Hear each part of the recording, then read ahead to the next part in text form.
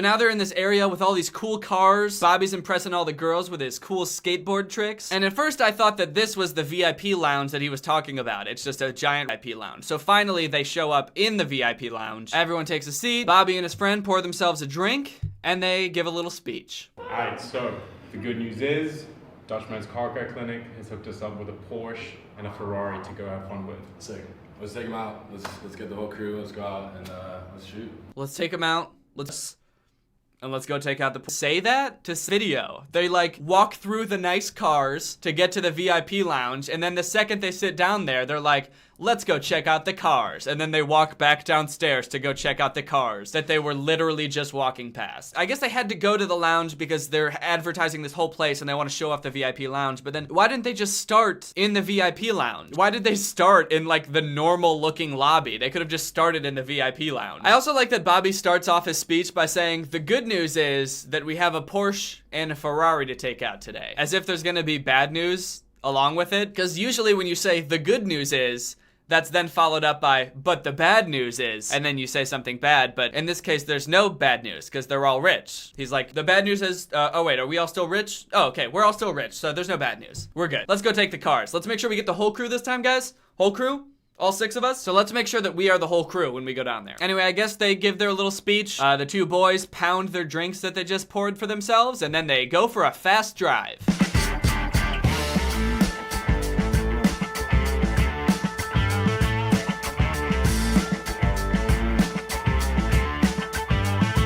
All right, yes, now it's time for some sick car action. They finally got the cars out. This is what I assume the whole video is supposed to be about, showing off the sweet cars that you can go to this place and rent for the day. So let's check out some of this sweet car action. What? Oh, the cops shut us down. So after like 20 seconds of driving around, I guess the police showed up and were like, hey, you can't race here. That's illegal, and they have to stop. Getting arrested in a foreign country is not very fun. So, it was time for us to get the fuck out of here.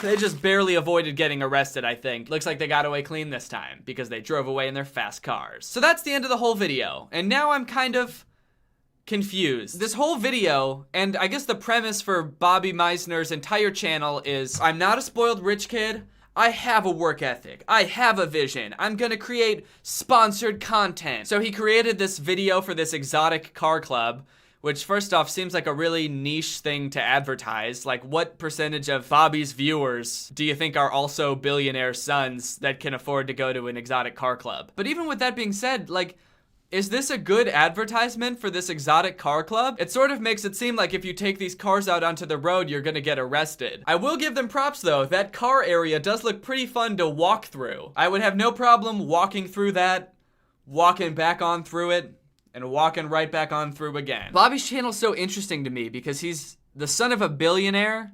He has like everything that you could ever ask for, but his YouTube videos are still not very good. And that's not to say that they couldn't be. There are plenty of really rich people who make just fine YouTube videos. I mean, Will Smith is an insanely rich person, but he puts a lot of work and money into his YouTube videos. I'm not saying that Will Smith's YouTube videos are my favorite YouTube videos. I'm just saying that's an example of somebody who has blown up on YouTube, making content that people like. I guess it just goes to show that no matter how much money you have, how rich your dad is, that doesn't necessarily mean that you're gonna be good at YouTube. It takes work, it takes practice, and it takes the whole crew. You gotta make sure you have the whole crew going. Anyway, Greg, I hope you enjoyed this little look into a billionaire's life, but now it's time to hear from our sponsor. Hey guys, it's me, Danny, from the video you just watched. And this is my data. I love my data so much. I love storing it, looking at it, petting it. I even love sharing it with my friends sometimes. But what I don't love is when websites and hackers and other online scoundrels try to steal my precious information. It's mine, and it's private. You think I want people seeing this? No one can ever see this. It would ruin me. That's why I use ExpressVPN. ExpressVPN offers so many features. Anonymity and privacy, so you can't be tracked by websites or your internet service provider. The ability to unblock content that's not available in your country, but most importantly to me, security. Nobody's gonna steal this data. I like to do a lot of my work in coffee shops, whether it be things like writing videos or sending sensitive emails or paying off hitmen. But when you're on a public Wi-Fi like the ones at coffee shops, it's pretty easy for hackers to get a hold of your precious data. But with ExpressVPN, nobody's gonna steal this data. One of the best things about it is it's super easy to set up. You can download and install it in minutes. It just takes a little bit of this and a little bit of this, and you're good to go. ExpressVPN offers the fastest speeds, 24/7 customer service. It works on Windows, Mac, iOS, Android, and more. And it's less than $7 a month with a 30-day money-back guarantee. What's not to love? Take back your internet privacy today and find out how you can get 3 months of ExpressVPN for free by visiting the link in my description. It's expressvpn.com/Danny Gonzalez. That's expressvpn.com/Danny Gonzalez for 3 months free with a 1-year package. Visiting expressvpn.com/Danny Gonzalez not only helps you guys keep your internet secure, but it also helps support this channel. So thank you to ExpressVPN for sponsoring this video, and thank you to you guys for checking out ExpressVPN. Alright guys, well I hope you enjoyed this video. Really quick, thank you guys for the overwhelming response to the slime video that I posted last week. I was obviously hoping that that would be well received since I put a lot of time and effort into that video, and the response to it has like completely blown me away. I've gotten way better feedback than I thought I would, so thank you guys for enjoying that. That's definitely something that I've wanted to do more of. I've been making comedy music like this since I was in high school, but I sort of stopped doing it once I started doing commentary. I really like doing the music stuff, so hopefully you guys like it too, and I will continue to try to shoehorn that into all of my videos. Just kidding, not all of them, but some of them.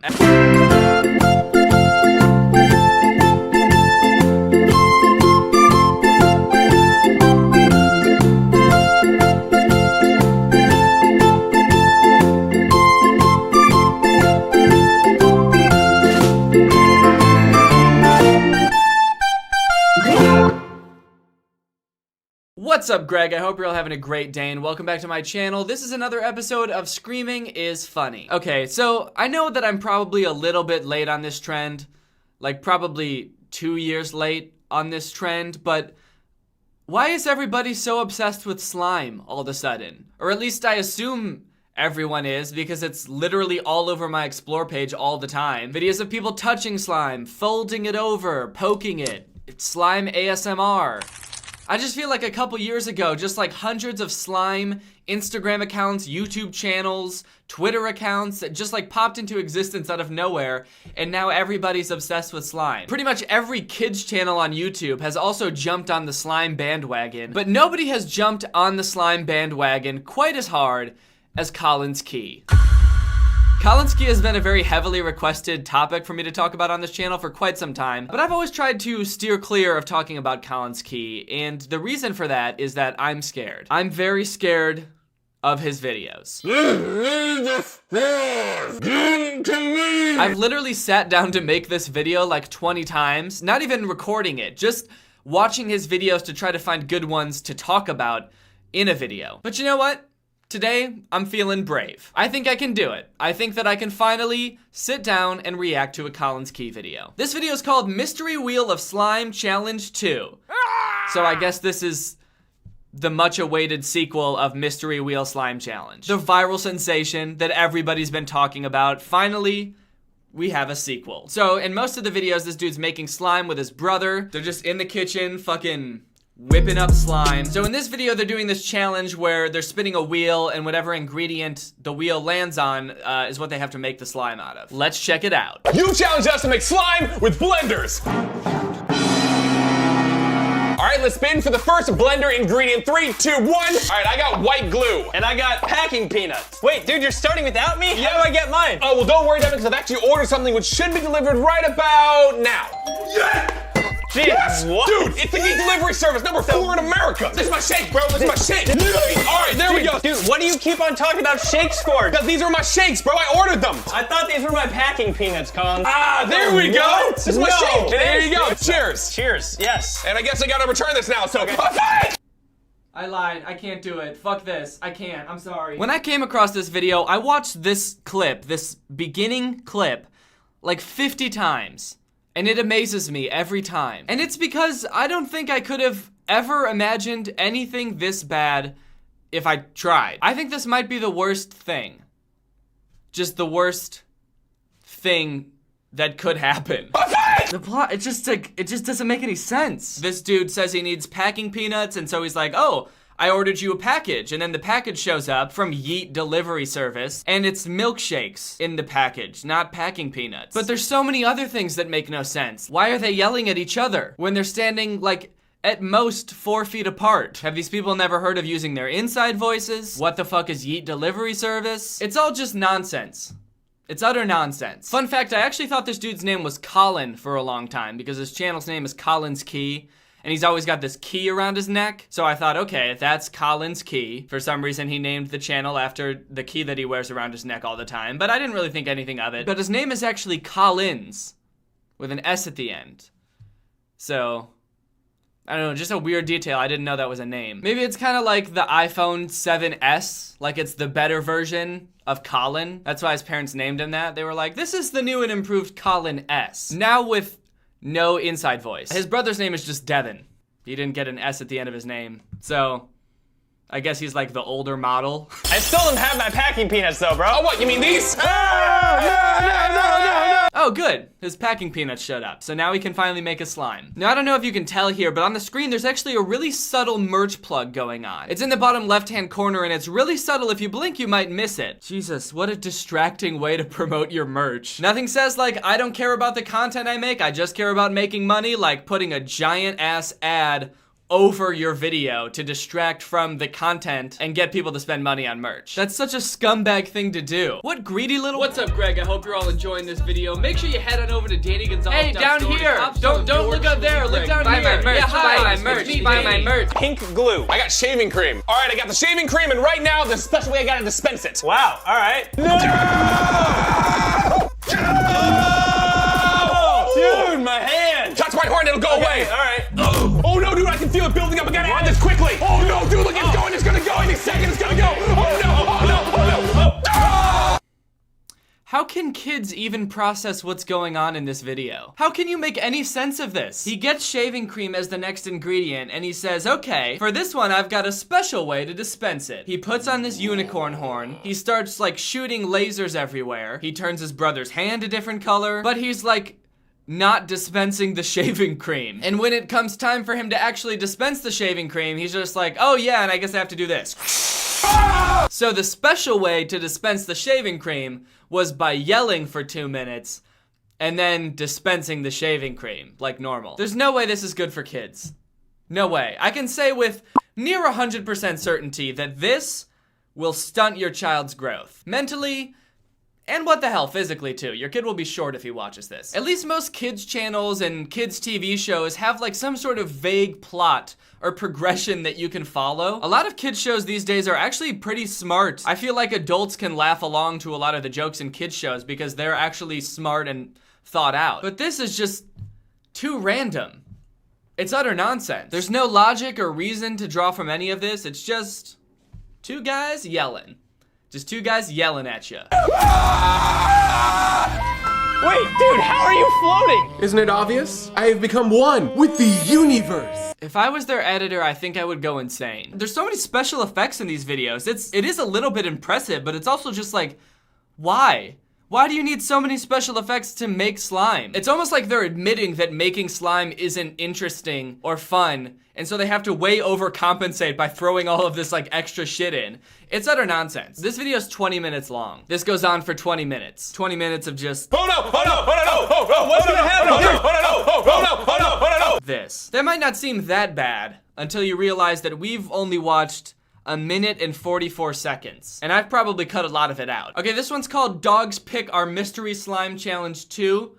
So I guess this is another sequel. I'm gonna see if this vinegar can turn this into volcano slime. All right, here we go. 3, 2, We want a 5-second subscribe challenge. We want to see if you can subscribe to this channel and turn on the channel post notifications in 5 seconds. Are you ready? Here we go. Okay, I didn't think that there would be a challenge right now, but okay, I got this. 5. All I have to do is find the subscribe button. You got this. You're a YouTuber. You know where the subscribe button is. 4. Wait, where is it? Oh, fuck. 3. Come on, you know where the subscribe button is. It's right above the video, right? No, come on! Come on, you got this! 2. Where is it? 1. Where is it? Done. You can do that. Comment down below, Keeper Squad, right now. Oh, it's over? Oh. Shit. That was too hard. They need to make that easier. That is a weird thing to do. I understand why they do it. They're just trying to get you to like subscribe really fast without even thinking about it. Just go and hit the subscribe button. But like, what happens if you don't hit it? I wonder if there's like a consequence. Like if they're like, hit the subscribe button in the next 5 seconds. If you don't even bother subscribing to us. If you hit that shit after 5 seconds, unsub right now. We already have 16 million subs. What, you think we need you? We don't need you and your slow ass fingers. Get the fuck out of here. Fast Finger Gang. That's us. Keeper Squad. We got fast fingers. Try to keep up. Try to keep up.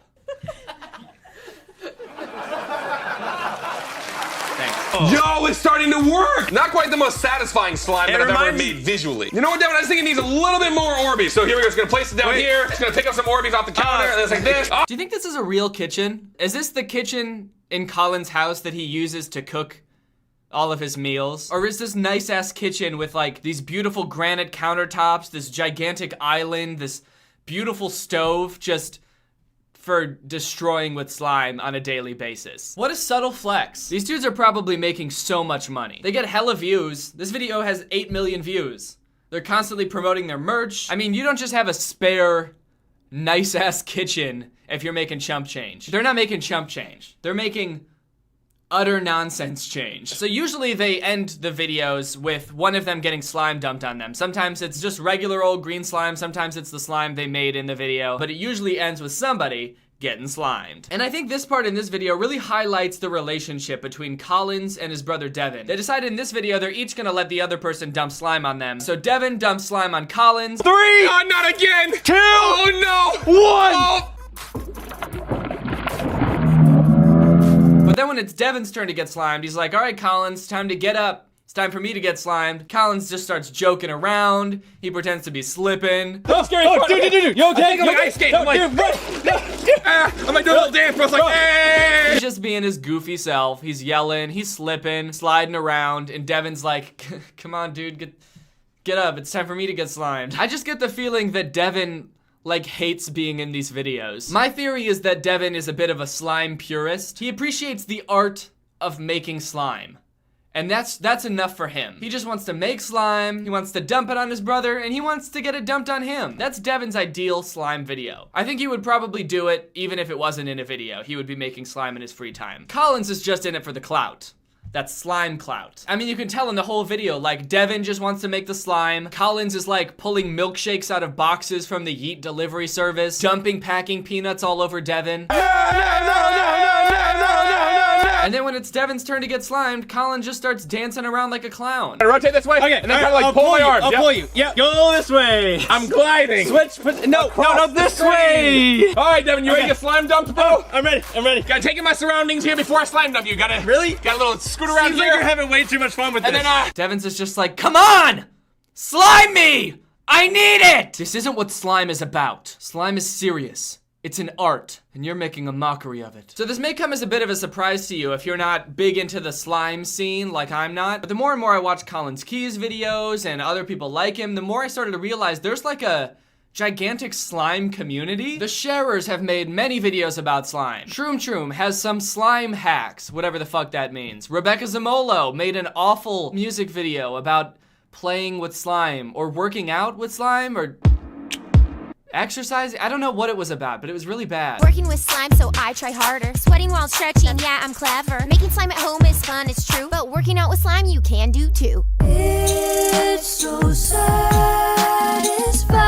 I just want to know what life is like for these people. Cody Ko also made a video about Collins Key and some other kids content creators, and he made a really good point that they're like always flexing. Papa Jake was one of the people he was talking about in his video, but like Collins Key, he's got this nice ass kitchen that just exists for him to destroy it with slime every day. I just wonder, like, when they meet people in real life, when they pull up in their Lamborghini, people are probably like, whoa, nice to meet you. What do? You obviously make a lot of money. What do you do for a living? And then they tell them. I just wonder, like, what their reaction is. Like, how does that interaction go? I don't know, honestly. My guess is that it would be something like this.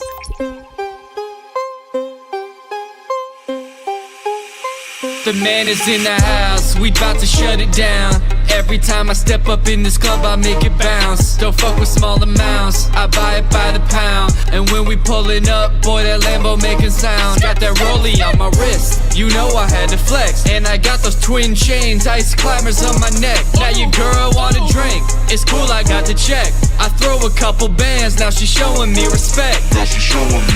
She wanna know where I get this money, how I ball so hard.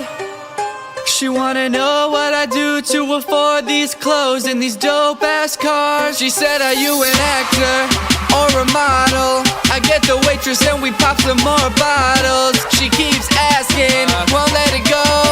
Looks like I really have to let this girl know. I told her I'll make slime, candy DIYs. Post that shit on YouTube, children can't believe their eyes. Yelling loud as shit, got that family-friendly content, I don't get demonetized. She was understandably put off by that, till I showed her my 1 million subscriber plaque. Now I'm feeling like David Dobrik, cause I got her in the Tesla and her friends are in the back. Next thing you know, now we drinking at the crib. It ain't too long till I got shorty in my bed. Slip into something more comfortable and now I'm back. And she's looking at my YouTube channel, wait, don't do that. She wanna know where I get this money, how I ball so hard. She wanna know what I do to afford these clothes and these dope ass cars. She's checking out my videos, she sees me yelling. I'm going crazy about the merch that I'm selling. Now I'm dabbing and eating spicy foods. I can't tell if she's impressed or disgusted, but she's checking out my slime. Life hack DIYs, post that shit on YouTube, children can't believe their eyes. Yelling loud as shit, got that family-friendly content, I don't get demonetized. I don't get demonetized.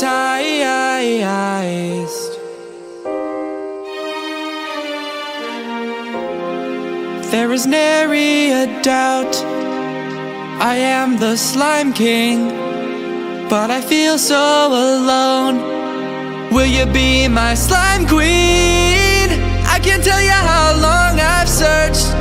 I won't even make you buy my merch unless you wanna buy my merch. You're totally free to do so. It is soft as hell, but it only comes in youth sizes, and there's no refunds. No refunds. Probably something like that is how it would go. Well, that was fun, wasn't it? If you want to listen to that song some more, it's on iTunes and Spotify and Google Play and Apple Music and any other streaming site that you would probably use. The link is in the description. I hope you guys enjoyed that. That was really fun for me to make. I've never done anything of that scale before, but I had a lot of fun. I hope that it shows. I hope that you guys liked it. If you want one of these Slime King shirts that I was wearing in the video, I'm selling them at dannygonzalez.store. There's also shirts that say Slime Queen and shirts that say Do It for the Slime.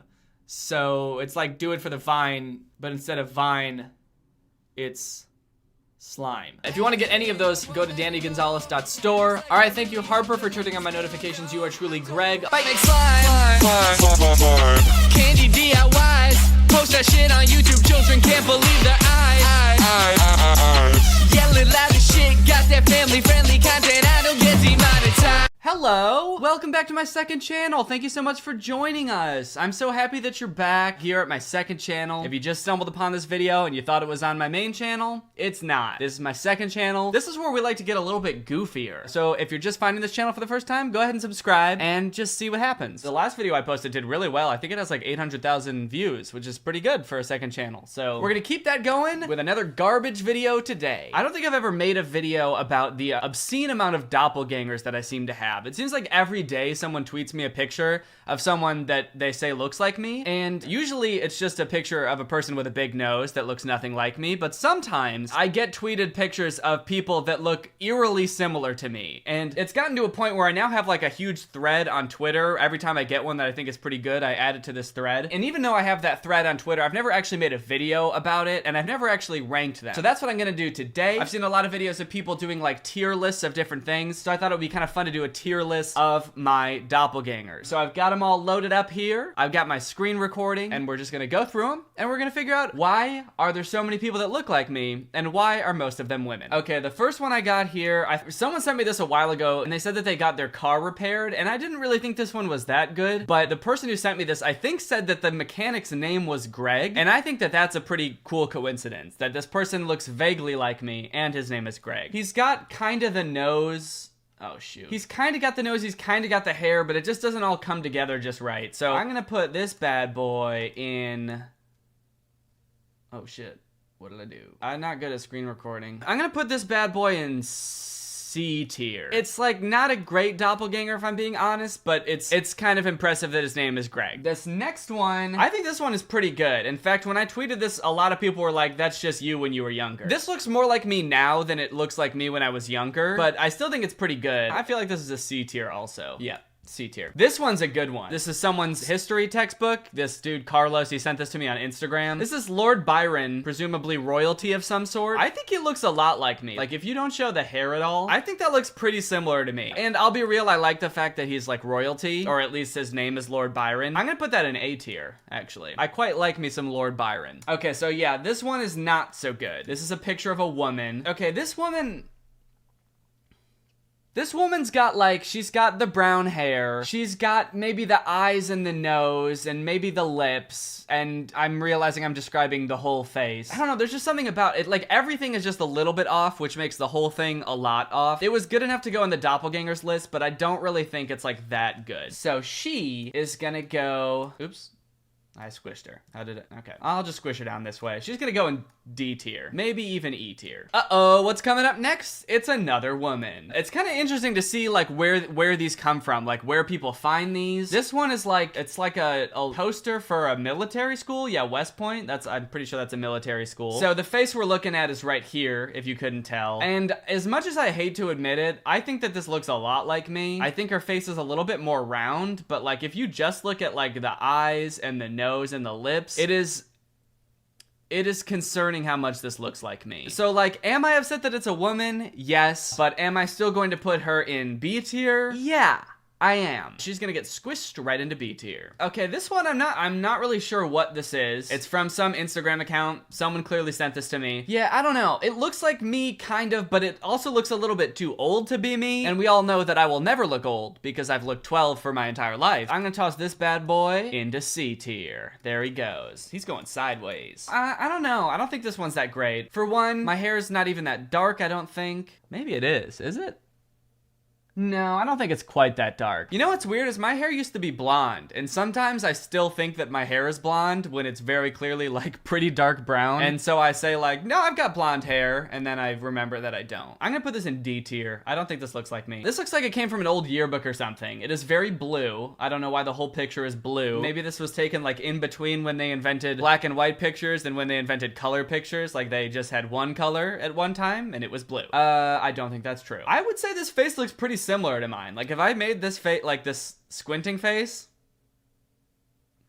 yeah, I could see this. I'm gonna put it in A tier, honestly. Bam, bam, bam, bam, bam, bam. It's another lady. And if I'm being honest, I think that this looks a lot like me. And I also think that this lady's really pretty. So I don't know how to feel about that. I think this could go in like A or B tier. Maybe B tier. It's not quite A tier. Is it conceited of me to think that this woman who happens to look a lot like me is really pretty?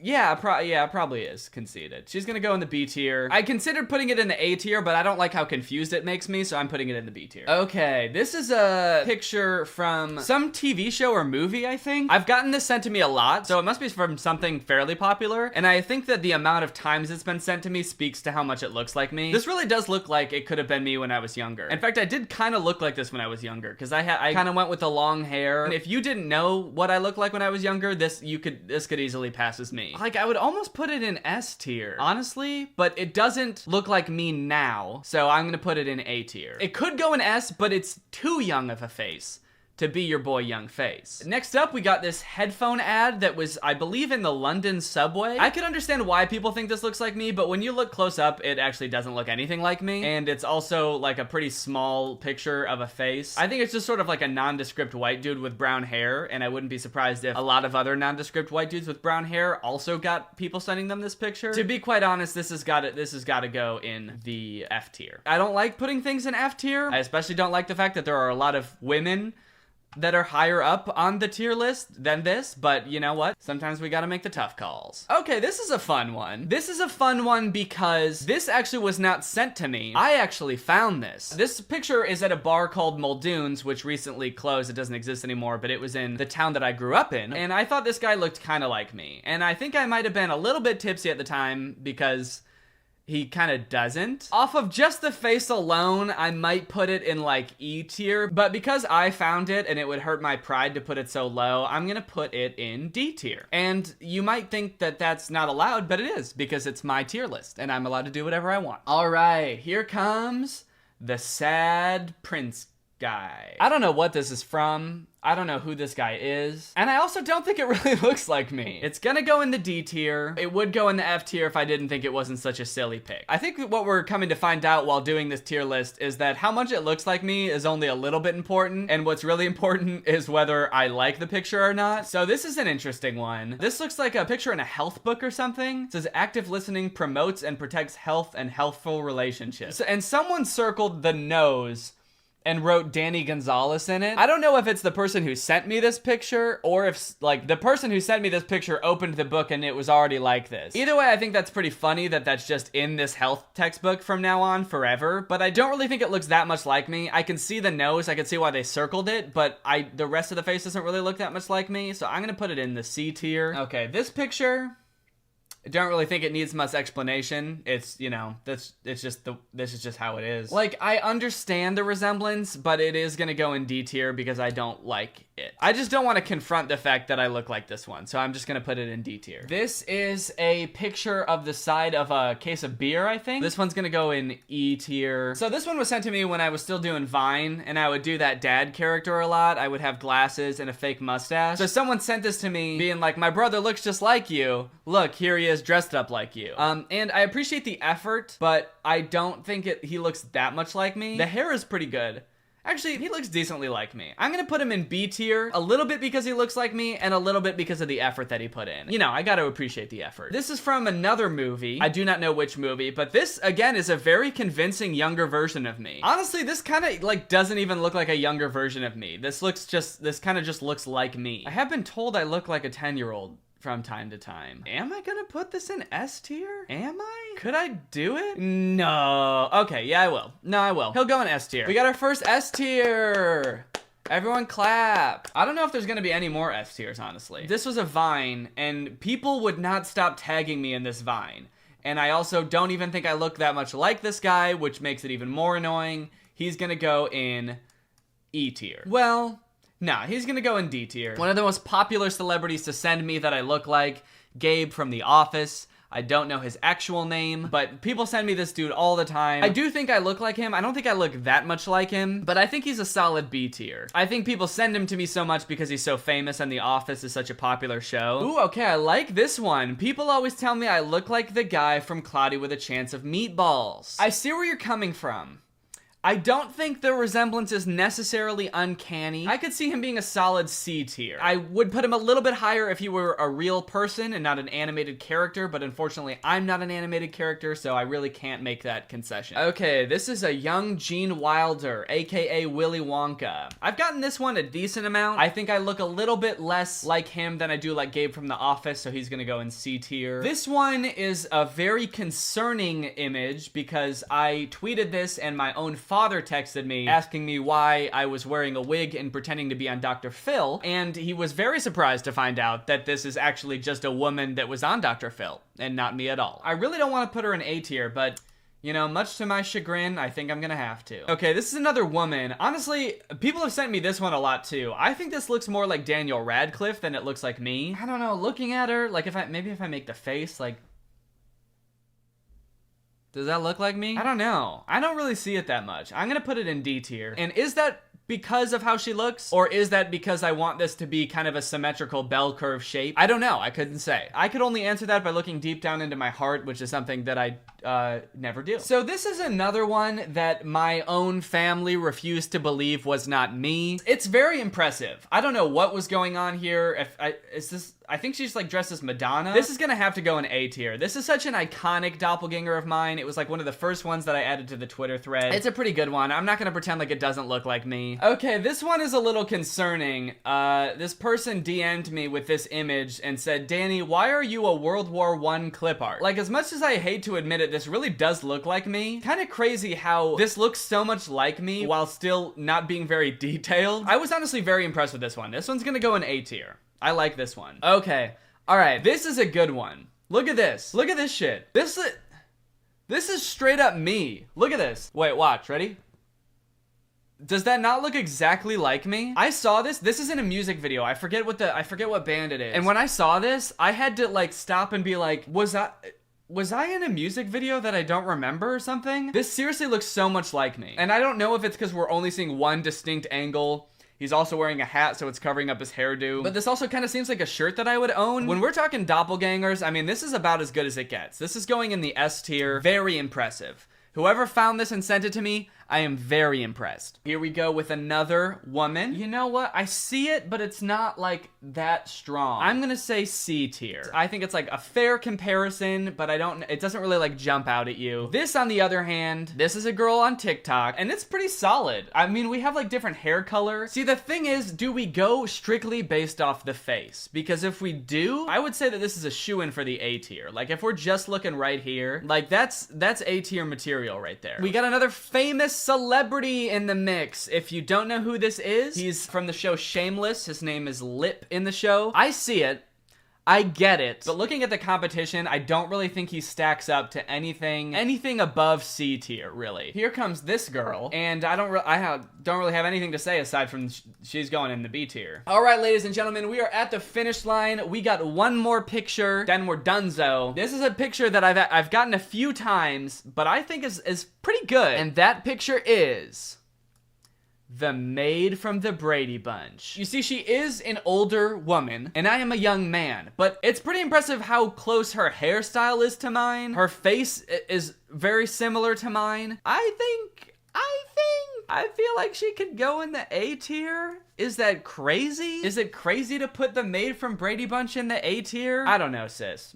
She could go in the A or B tier. I'll put her in B tier. Sure, what the heck. Alrighty, guys, well, take a good look at it. This is the comprehensive list of all my doppelgangers and how they stack up against each other. It's a pretty incredible variety, too. We got everything from, like, TV shows, music videos, history textbooks, yearbooks, Halloween costumes. I don't know where this is from. World War I clip art. You know, you never expect to find a doppelganger in World War I clip art. Everything from the London subway to, you know, the mom from Brady Bunch. You know, you can't get much more variety than that. So if you sent me one of these doppelgangers, thank you. If you happen to know of any more doppelgangers, I'll save this so that I can add to it later. Maybe we can do a part 2 at some point. Thank you guys for checking out the second channel. It's been kind of fun to just post stuff on here that I don't have to think too hard about and just kind of have fun experimenting with different stuff. But with that being said, that's the end of the video. Bye. What's up, Craig? I hope you're all having a great day. Welcome back to my channel. This, of course, is another episode of I Got a Curtain. I got a curtain. It's in the background of my videos now. Just when you thought you knew what this room was gonna look like, I went and got a fucking curtain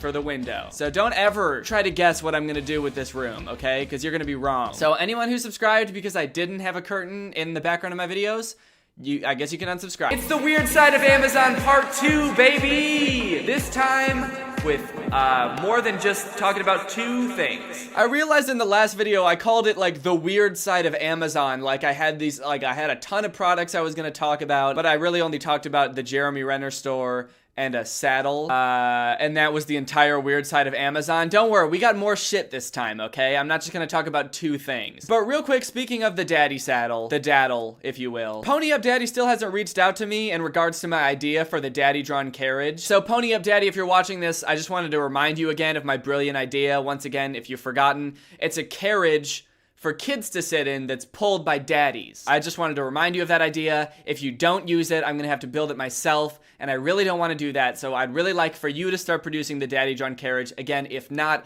I will have to build it myself. So this is a warning. Please make the daddy drawn carriage, or I'm gonna have to do it, and again, I really don't want to have to do that. So in my quest to find more weird shit on Amazon to talk about, I actually tweeted, hey, if you have any weird things on Amazon that you know about, feel free to send them to me, which a lot of people did. By the way, if you don't follow me on Twitter, you totally missed out. And you look like an idiot right now. So maybe follow me on Twitter and that won't happen next time. But you guys really came in the clutch there. You guys really sent me a bunch of weird shit on Amazon. And I feel like some of it is even weirder than the daddy saddle in different ways. So without further ado, let's complain. It's time to complain now. It's complaining time. Are you guys ready to complain? Cause I am. Wall Monkeys Senior Woman with Asthma Inhaler Wall Decal Peel and Stick Graphic. This is 48 inches by 41 inches. That's like 4 feet wide. This is a 4 foot tall image of an elderly woman using an inhaler. You can stick it on your wall and look at it. I cannot imagine why you'd want to do that. The only possible application I could think of for this product is if you are an elderly woman who uses an inhaler and you want to know what you look like, but you can't afford a mirror, but you can't afford this $60 wall decal of an old woman with an inhaler. Holy shit, this is $60. That's a hefty chunk of change to spend on an old woman with an inhaler. Easy and fun to apply. Okay, fun. Fun seems like a little bit of an over-exaggeration. I don't know how much joy anyone would get out of just putting a picture of an old woman up on their wall. Yes, I wish I could do this every day of my life. Just stick pictures of old women on my wall. Compare with similar items. Okay, there's this section on the page where you can compare the old woman with an inhaler decal to products that you might want to buy instead of that. So something that would fill the same void in your heart that this old woman with an inhaler would fill. One of the products is just the same image of an old woman with an inhaler. One of them is an old woman leaning on her hands, which is very sweet. And then the third product is just a picture of a bologna sandwich with one bite taken out of it that you can put on the wall. I guess that makes sense. I feel pretty much the same way about an old woman with an inhaler as I do about a bologna sandwich with one bite taken out of it. They occupy the same space in my brain. That space in my brain being things I would want to hang pictures of on my wall. I truthfully do not know why anyone would want this product, and the reviews do not help at all with figuring that out. This person gave it 5 stars and said, I was looking for a large wall decal of a stock photo of a woman using an inhaler, and this fit the bill perfectly, thank you. So it's not just that someone found this on Amazon and thought, oh, that would be funny to put on my wall. They were actively looking for a picture of a woman with an inhaler to put on their wall, and then luckily found this item. I'm so confused. Okay, this is actually kind of comforting. This person writing the review is just as confused as I am. My son needed this. I don't know why, but it shipped quick and he was thrilled. Poster, very vibrant in color. What a weird conversation that must have been. Hey mom, can you buy me something on Amazon? Oh sure, what is it? Is it something you need for school? No, it's something I need for personal use. Oh, is it? Okay, is everything okay? What is it? Yeah, everything's fine. It's just, I just need a picture of an old woman using an inhaler that I can hang on my bedroom wall. Huh? If you just give me your credit card, I can type it in and do it myself. You know what, son? I could ask you why the fuck you would want this picture hanging on your bedroom wall, but I'm proud of you for taking this initiative. So here, take my credit card and buy whatever you want, as long as it ships quickly and is vibrant in color. Thanks, Mom. You're the best mom ever. Yes, son, I am the best mom ever. What the hell? They just have my merch on Amazon? Someone else is selling my merch on Amazon. Well, it's actually my old merch. I don't sell this hoodie anymore, but still, I didn't put that there. I was about to say I think this is illegal, but technically I don't think it is because this hoodie was literally just Greg typed out in a totally free to use font. So it's not like it's a copyrightable logo. I don't think you can just copyright a word written in a free-to-use font. Otherwise, I could just copyright the word the in like Times New Roman and become probably the richest person ever. So if someone who knows about the law could tell me if that's legal or not, that would be great. And also, if it is legal, please don't steal my idea. It was my idea. I had it first. Shan Kapu, Danny Gonzalez, Teenager Hipster Hoodie. Fitness Pullover Black. 100% cotton. Material, 100% cotton. These hoodies are made of breathable cotton. Okay, I get it. I feel like they're really cramming the whole cotton thing down my throat. Like, I believe them at first, but it's almost to the point where I feel like they're trying to cover up something. Like, they're not really made out of cotton. These hoodies are 100% cotton, and they're made of cotton, and we use cotton to make them. And there was cotton in the room while they were being made. made, and I have heard of cotton before, know what cotton is, and I use them and put them into this hoodie. It's made of cotton, all right? And not my own hair. I did not use my own hair to make these hoodies. It's made of breathable cotton. Fashion trend. These hoodies are perfect endings to any sport or casual look. What does that mean? It's the perfect finishing touch to any sport outfit? I don't think so. Oh yeah, dude, you'll look totally normal just hopping on the b-ball court in a giant ass black hoodie. You'll look totally normal and awesome competing in a swimming and diving tournament in your big black Greg hoodie. Perfect for partying with friends, running, casual dating, school, etc. It's only good for casual dating, okay? This is not good for any serious relationships. This hoodie is great for getting to know each other, you know? Go on a couple dates, find out if they're the right person for you, and then you gotta fucking ditch the hoodie fast. If it starts to get serious at all, get rid of the hoodie. Do not wear this hoodie around anyone that you're serious about. Do not wear this hoodie around anyone that you care about, okay? It's great for casual, fun dating, but once you get to know someone and you truly care about them, this hoodie will ruin everything. Okay, it does make me feel better that this hoodie has 0 reviews, so hopefully that means that no one has actually bought a Greg hoodie from this counterfeit Amazon store, so thank you for that. Thank you, Gregs, for getting your hoodies straight from the source, you know? Straight from the horse's mouth. Straight from the pony's mouth. They even have the Greg family crest on a hoodie? I don't even sell those on hoodies. I only sell them on t-shirts. Shaking my head. Okay, now this one is not my merch, but it is a hoodie with a picture of a cat that has me as a face, and also the hoodie has cat ears, so you're a cat while you're wearing it. Red coffee, Danny Gonzalez, Greg, human face, funny cat, young lady, hoodie sweatshirt. I feel like they were trying to cram as many words into that description as possible, like an essay where you have a set number of words you have to use, but you ran out like 3 hours ago, so you're just throwing random words in there. And I feel like there's a point where adding more words stops making something more descriptive and actually starts making it more confusing and vague. Like, there's so many words in this description, I would not be able to guess what this hoodie looks like based on this description. I do appreciate that they called my face a human face, though. That was nice of them. All right, let's check out the description of this product. Greg's face is very cute in the face of a white cat. Aww. Thank you. Okay, I would be mad that they called me Greg instead of Danny, which is my name, but technically I am Greg, so I'll have to let this one slide. And they called my face cute, so I can't stay mad. Soft and comfortable cotton makes your skin easier. Easier to do what? What gets easier about your skin? This hoodie will make your skin way easier to peel off. Don't worry, dude. Make your skin easier. What does that mean? Less difficult? Oh, thank God. I finally found a shirt that's gonna make my skin easier. My skin was way too difficult before, dude. My skin is on expert settings, and I am but a noob. I was having a really tough time figuring out my skin, you know? Till I found this hoodie, and it made it way easier. At first, I was like, okay, maybe this is like a translation error. Maybe they mean it'll make your skin smoother or something. That would make sense. But then I was like, okay, wait, no. A hoodie should not be making your skin smoother. A good hoodie should not be changing your skin at all. Clothes should not alter the composition of your skin. A good hoodie, I would say the best hoodies, keep your skin how it is in the first place. It should not alter your skin. And that's why every single Greg hoodie that we make in our store will keep your skin exactly how it is. Archie McPhee Handy Squirrel. Looks like it's just a bunch of little finger puppets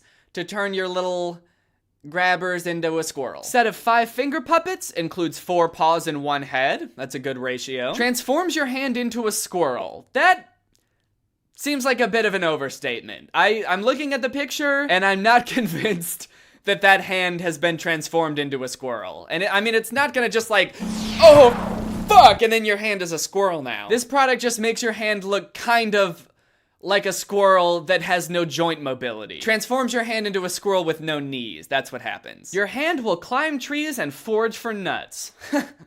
Yeah, okay, what else is new? Oh. Wait, no. Damn, the reviews for this thing are glowing. 4.8 out of 5 stars. Sent this to my sister's house for no reason. I like to mail her weird things with no context. One time, I put a bunch of stamps on a potato and mailed it to her. This guy seems like a loose cannon. I don't know about him. He doesn't play by the rules. Dare I say he might even be a mad lad? I don't know, sis. Also, I just realized his name is Fat Daddy Fly Sock Soul. Anyway, she had a party last night and the handy squirrel was a huge hit. People love this thing. Buy one and get stupid. Have fun. I love the thought of his sister just going around the party with this little squirrel thing on her hand and everyone being like, ew, I love it! Ah! I can't believe it! Buy one and get stupid. He does sell it very well, though. I would be lying if I said there wasn't part of me that's like, I think I'm gonna buy this fucking squirrel thing because of that review. Okay, here's a pretty perplexing shirt that someone tweeted to me with absolutely no context. It's a shirt that says, I'm Caleb, doing Caleb things. And at first I was like, I don't understand. Is this a reference to something? Am I missing something here? Is this a quote from a movie or what? Why is this on a t-shirt? But then I Googled it and nope.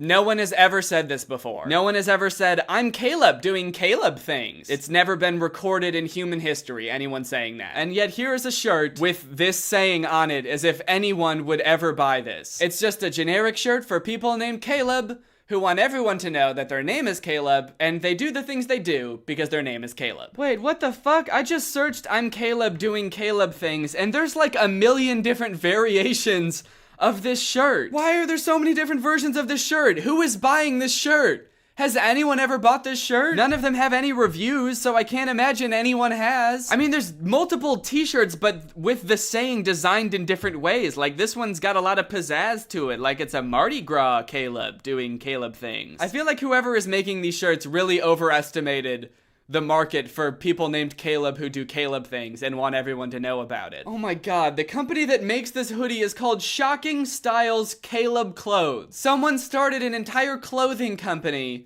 for Caleb-based apparel, and yep, if you click on it, it's just item after item for people named Caleb. There's even women's clothing with I'm Caleb doing Caleb things on it, which, not to say there can't be women with the name Caleb, but it seems like a pretty ballsy business move to, well, one, in the first place, just assume anyone would want this on a men's shirt, but then on a women's shirt seems like a whole other league. Oh shit, I just searched I'm Danny doing Danny things, and apparently that's a thing too. You can get a t-shirt that says I'm Danny doing Danny things. Shit.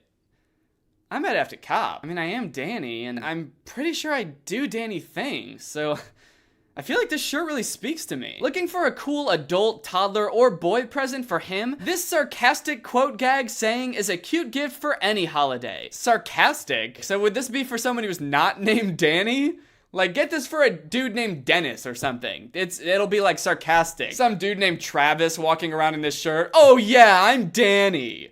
And I do Danny things, idiot. It's perfect for any holiday, such as retirement, graduation, Christmas, Memorial Day, wedding week, Father's Day, birthday, 4th of July, or Independence Day. Yep, it's perfect for 4th of July and Independence Day. It would be perfect for either of those two separate holidays. Except, no it wouldn't, because who the fuck gets people gifts for 4th of July? That's so weird. And even if you did get someone a gift for the 4th of July, it should probably be related to like America or something, right? Not just a shirt with their name on it. Hey dude, happy 4th of July. Oh, thanks dude, you too. I know you said no gifts, but you're always talking about how much you love America, so I really wanted to get you something for your big day. I never said no gifts, although it was kind of implied because it's 4th of July. So I went out and I got you a little something. From Amazon. Also, did you say my big day? You know the 4th of July isn't about me, right? Here you go. Oh, wow, a shirt that says I'm Lance doing Lance things? For your big day. What does this have to do with America? Pretty funny, right? My name's not Lance. Hey, can I eat this firework? No. This is like that video Curtis did about the weirdly specific t-shirts that are targeted to people on Facebook. I guess on Amazon, just every t-shirt exists. Just literally any combination of words exists on a t-shirt on Amazon. Okay, I think this might be the weirdest one yet. In fact, I know it's the weirdest one yet. So this person tweeted me, there's a ton of blank white mugs that say got and then blank question mark. For example, this mug that says, got cholera?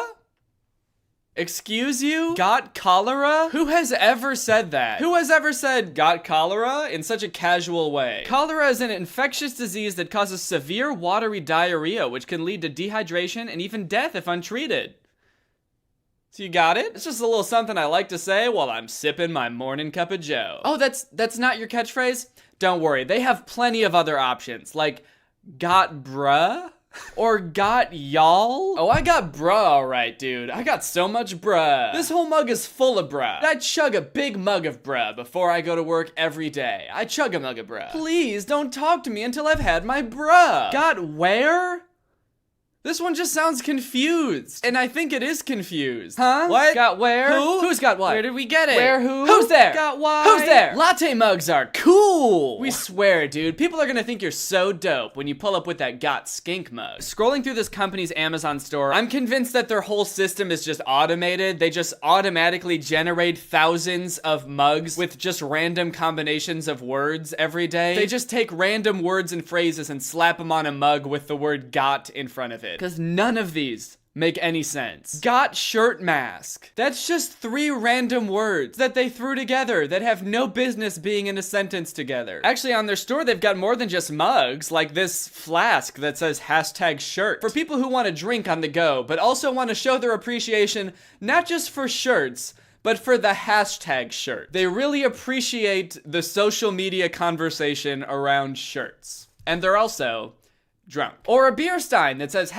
#ape. Or this little shot glass that says #anklet. I'm so confused about how this store even exists. Who runs this? I have so many questions. Why does this exist? But guys, I honestly feel like my questions never will get answered because it's time to hear from our sponsor. Oh man, I was working out and I got all tangled up in my headphone cable. That happens to me all the time. I want to get some wireless earbuds, but good ones are so expensive. Exactly. If only there was another way. Dang. Well, maybe you should. Has this ever happened to you? Hey! It's a common occurrence, to be sure. Hey, we're trying to have a conversation. What are you doing? Guys, I'm here to talk to you about today's sponsor, Raycon. Raycon has been a sponsor of the show for a while now, so you should know how much I enjoy using their earbuds. They're a great product. In fact, I'm wearing them right now, so I can hear myself while I talk. If you've watched my channel for a while, you know the deal, guys. Raycon earbuds are dope. I've got a pair of the E25s. I just got Laura a pair too. If you currently work out with wired earbuds or headphones, you are missing out big time. Wireless earbuds will change your life. The E25s, which are the ones that I have now, are a newer model and I really like them. You store them in this cute little charging case, which actually reminds me, they have a really good battery life, or at least this case does, because I don't remember the last time I charged them. They sound just as good as other premium audio brands, but they start at half the price. So if you want to take your audio game to the next level, or you want to support my channel, go ahead and click the link in the description to check out Raycon's Black Friday and Cyber Monday deals. These deals are so good, you wouldn't even believe me if I told you how good they are, so you might as well just go check them out for yourself. Thank you guys for checking out Raycon. If you support our sponsors, it directly supports me. So I love seeing you guys support our sponsors. It means a lot to me, so go ahead and check out Raycon, and thank you to Raycon for sponsoring this video. Alright, thanks for watching this video, guys. If you're new here and you're not subscribed yet, make sure you subscribe and turn on my notifications to join Greg. We're the fastest growing army on the internet. Don't look that up, or if you do, close your eyes while you do it. If you want to get this merch that I'm wearing that has been cut off the entire time so you haven't been able to see it, go to DannyGonzalez.store. It's very cute. Thank you, Morgan, for turning on my notifications. You are truly Greg. I'll see you guys next time with a really interesting video where I get just a little bit closer to building the daddy drawn carriage. Bye! This video is over now. Over now. Go find something else to watch, or just watch this video. I know we had a lot of fun, a lot of fun, but you can't stay on this end screen forever. No. This video is over now, over now. So why are you still watching this? Do you not have anything? You know, one of my biggest problems with the internet is that influencers like to pretend that their life is this amazing, perfect adventure, hiding all of the bad stuff, the negative stuff in their lives, hiding all of the boring parts to make their life seem so much better than yours. Me personally, I don't even like going on Instagram anymore. I haven't posted there in forever, and I don't really go on there anymore because I don't like this weird false persona you have to put on every time you're on Instagram, like I'm doing something exciting, something cool is happening. Isn't my life so sweet? And that's why I've become very interested in this new genre of influencer that's just kind of like a regular guy influencer. I feel like the dude Davis Clark that I talked about last year sort of fit into that category. Just a guy who goes to work. And here is another example of this genre. His name is Hub's Life. He's just a regular guy who goes to work. You can see this video, normal morning for a 28-year-old working a 9-to-5 job. Finally, an influencer that just broadcasts a normal life and doesn't get into any controversies. Except for the controversies that he has gotten into. We'll get into that in a second. But first, let's just take a look at his bread and butter content. And this is from like almost 2 years ago.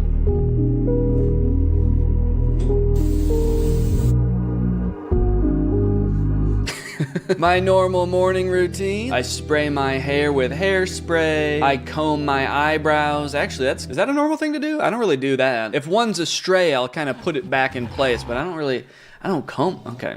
Shit, maybe I gotta get my act up. My life is not even as good as the boring normal guy. Takes his inhaler, he turns into a dog for a second, and then he makes his protein shake. I like that the vibe of this is kind of like, look, you don't need to have this crazy exciting life to, you know, have a fulfilling life. You can just be a normal dude who goes to work. Social media is lying to you. I'm happy. And then he lowers his laptop into his backpack so slowly and sadly. Also, you didn't have to add the sad music to it too. What exactly are you trying to convey here? Listen to this music he added.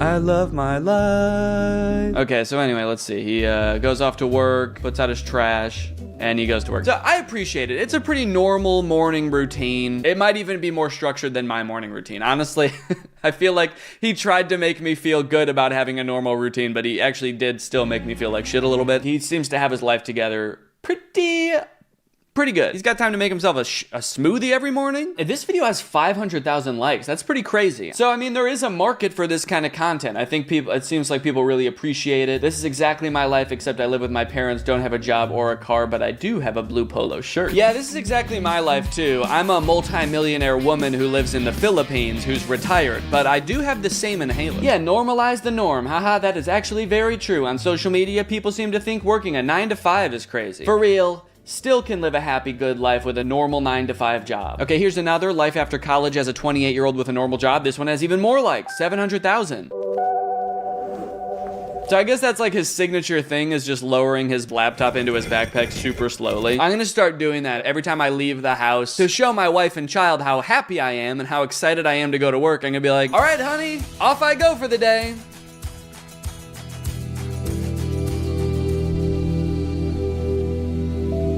Head to my 9 to 5, employee benefits. Ooh, he's flexing his benefits, okay. And look at him, he's just, he's working in a normal looking cubicle, and he's eating leftover Jersey Mike's. But I guess even like a year ago, he did have some controversy. So this article is from April of 2024. A Texas-based office worker has gone viral thanks to his upbeat videos. I don't know if I'd go that far. Were they upbeat? Was I missing something? Showing his normal life, including his office routine, his recreation time, as well as his vacations, has divided the internet. So I don't know what could possibly be so divisive about this content, aside from, I guess it is kind of boring by nature, but that is the point. The TikToker in question is 29-year-old Connor Hubbard, who posts online as Hub's Life. Many see Hubbard's life to be unbearably mundane, leading one ex-user to joke that the vlogger was stuck in the Matrix, while others see it as normal and fulfilling. Honestly, it really would suck to put your life online, you know, and share so much about your personal day-to-day activities with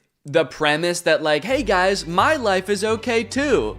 Look it. I can be happy living my life, and people online are like, you should not be happy living that life, man. That is not okay. At least become like a travel vlogger or something, dude. How can you possibly enjoy life like that? In one 1 minute and 20 second long clip, which was reshared on X, the Texas native begins his day by showing and getting dressed for his office job where he works in insurance at a Fortune 500 company. Honestly, it sounds like he's got a great thing going. He's got a dog. He's got a job, employee benefits, in parentheses. Oh, and he's also married and has a child? Yeah, 29, married his high school sweetheart after they studied finance together at college and are now expecting their first baby. Honestly, right now I'm on his side. I think it's crazy to look at someone who lives a very normal life. Like, you know, this is probably how your parents lived. This is how my parents lived. Everybody just gets a job, and then you can do fun stuff on the side. I guess, like, he is only showing his job and, like, walking his dog, and so it makes it seem like that's all he does. I'm sure he does other fun stuff. Maybe that's the issue. He's got to bust the camera out sometimes when he's actually having a good time. But look, I mean, for better or worse, this is kind of what life is, you know? You get a job, and then you work, and you try to find enjoyment out of it. Looks like he's getting some enjoyment out of it. I mean, look at that face. In another recent video, Hubbard is shown on vacation in Turks and Caicos Island with his pregnant wife and high school sweetheart, Maddie Swearingen, on their baby moon. Okay, that's sick. It's going on a vacation to Turks and Caicos. Honestly, though, I mean, that's a nice-ass vacation. Is his life actually almost too good to be making this kind of content? He's like, look, you can live a normal life. What's so bad about flying private to Turks and Caicos with your wife for your baby moon? I don't think he flew private. That was a joke. I do feel like I'm seeing the inner influencer in him come out a little bit, where he's like, even when he went to work, he was like trying to brag just a little bit. He was like, going to work, benefits? Okay, so I think here is where a whole new controversy starts to develop. So this is in March of last year, and we're starting to get the undercurrents of something changing. When you build a following big enough to leave your 9-to-5, but your content revolves around the 9-to-5, so you can't quit your job. Wait, I thought that you stayed at your job because you can still live a happy, fulfilling life with the job. And now you're acting like all your fans are holding you hostage in this job. You guys, you can be happy, perfectly happy working this normal job, and if you guys weren't all looking, I would quit right now and spend the rest of my life in the Cayman Islands with my wife. Would you quit your job to do social media full-time? I get this question all the time. The answer? No. I wouldn't quit my job to do this full-time. I love my 9-to-5 as it provides health insurance, steady income, 401k structure, career growth opportunities, etc. You know, I have been out of like the actual job market for a while, so I don't know if this is true or not, but it does seem like all of these things are actually becoming less commonly normal as well. So like even this is like really good. Career growth, 401k, and health insurance. Yeah, honestly, dude, I think you should keep your job. I enjoy the people I work with and genuinely like the work that I do. I have been making videos for a very long time as a hobby and a passion of mine. I left the 9-to-5 years ago to pursue videography and social media full-time for a startup company. Oh, so he already did that. Moral of the story, you don't have to quit your job to pursue other passions. A 9-to-5 job is just a chapter in your story, not the entire book. Use the 9-to-5 to finance the life you truly want to live. Look, I mean, I think that there's both sides to this coin. All right. Obviously, most people, if they could quit a mundane job to work in the field of their passion, I think a lot of people would do that. I think probably most people would do that. Like if you're making the same amount of money or more from the passion, like of course anyone would jump at that opportunity. But also, if that's not an option, like if that never happens for you, I don't think you're wasting your life working a regular job. You know, you got to make money somehow. And I don't think like having the mindset that you're wasting your life working this job is a good mindset to have, whether you like your job or not. You know, it's perfectly acceptable to not like your job too. So honestly, I can see he's in a tricky spot here because I am getting the vibe here that he would... I think he's lying when he's saying that he doesn't want to leave his 9-to-5. The whole thing here says when you build a following big enough to leave your 9-to-5, but your content revolves around your 9-to-5, so you can't quit your job. He's saying the reason he's not is because of his following, not because of the risk or whatever else. At any rate, I'm getting the sense that something is about to shift. Something's about to happen. So this was March 12th of 2024. Let's flash forward to February 10th of this year. Stop scrolling. You won't want to skip this one. I've been doing a 9-to-5 and a 5-to-9 every single day. Work 9-to-5. Dad, 5 to 9, content creator 24/7. Hold on, that's not the appropriate time allocation at all. Shouldn't you be a dad 24/7? He's like, I work 9 to 5. I'm a dad from 5 to 9. Late at night, early in the morning. That kid is not mine. I don't know who that kid is. And then all the while he's hanging out with this kid, he's a content creator. He's thinking, where's the content coming from? His whole shtick is not being a regular content creator, but you know what you're starting to sound like? A regular content creator. I filmed, edited, and posted a video every day for the last 700 days. Honestly, pretty solid grind. I gotta respect that. So I've made a decision. I'm going to kill the United Healthcare CEO. Wait, holy shit, this is Luigi. Oh my god. No, what is he gonna do? For a new kind of 9 to 5. Welcome to chapter 2. Okay, so a little bit vague about what chapter 2 is, but from this video, it does seem like he got a new job. I mean, he walked into an office building and went into a different cubicle. All right, let's see what people think about this. Congrats, brother. Congrats, Hubs. Each chapter gets better. So proud of you, brother. Here for it, to say the least. Let's go! So he's being a little bit coy in this video, a little bit vague. Let's see if the next video, he's gonna tell us what he's actually doing now. My last day at my 9 to 5. Does next, I hope it puts a little more pep in his step. What if the next video, working his new kind of 9 to 5, he like slams his laptop into his backpack. Time to go to work. Yeah, I was sad the whole time. I lied. I fucking lied. Yep, you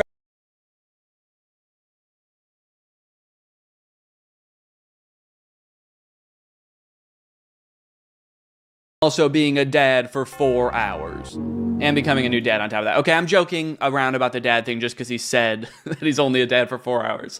It is tough becoming a new dad, all right? Respect. Hub's Life, if you're watching this, I have a 1-year-old. He's actually like 18 months now. So, respect. I know that it's tough. All right, let's cut to the chase here. What are you gonna do? So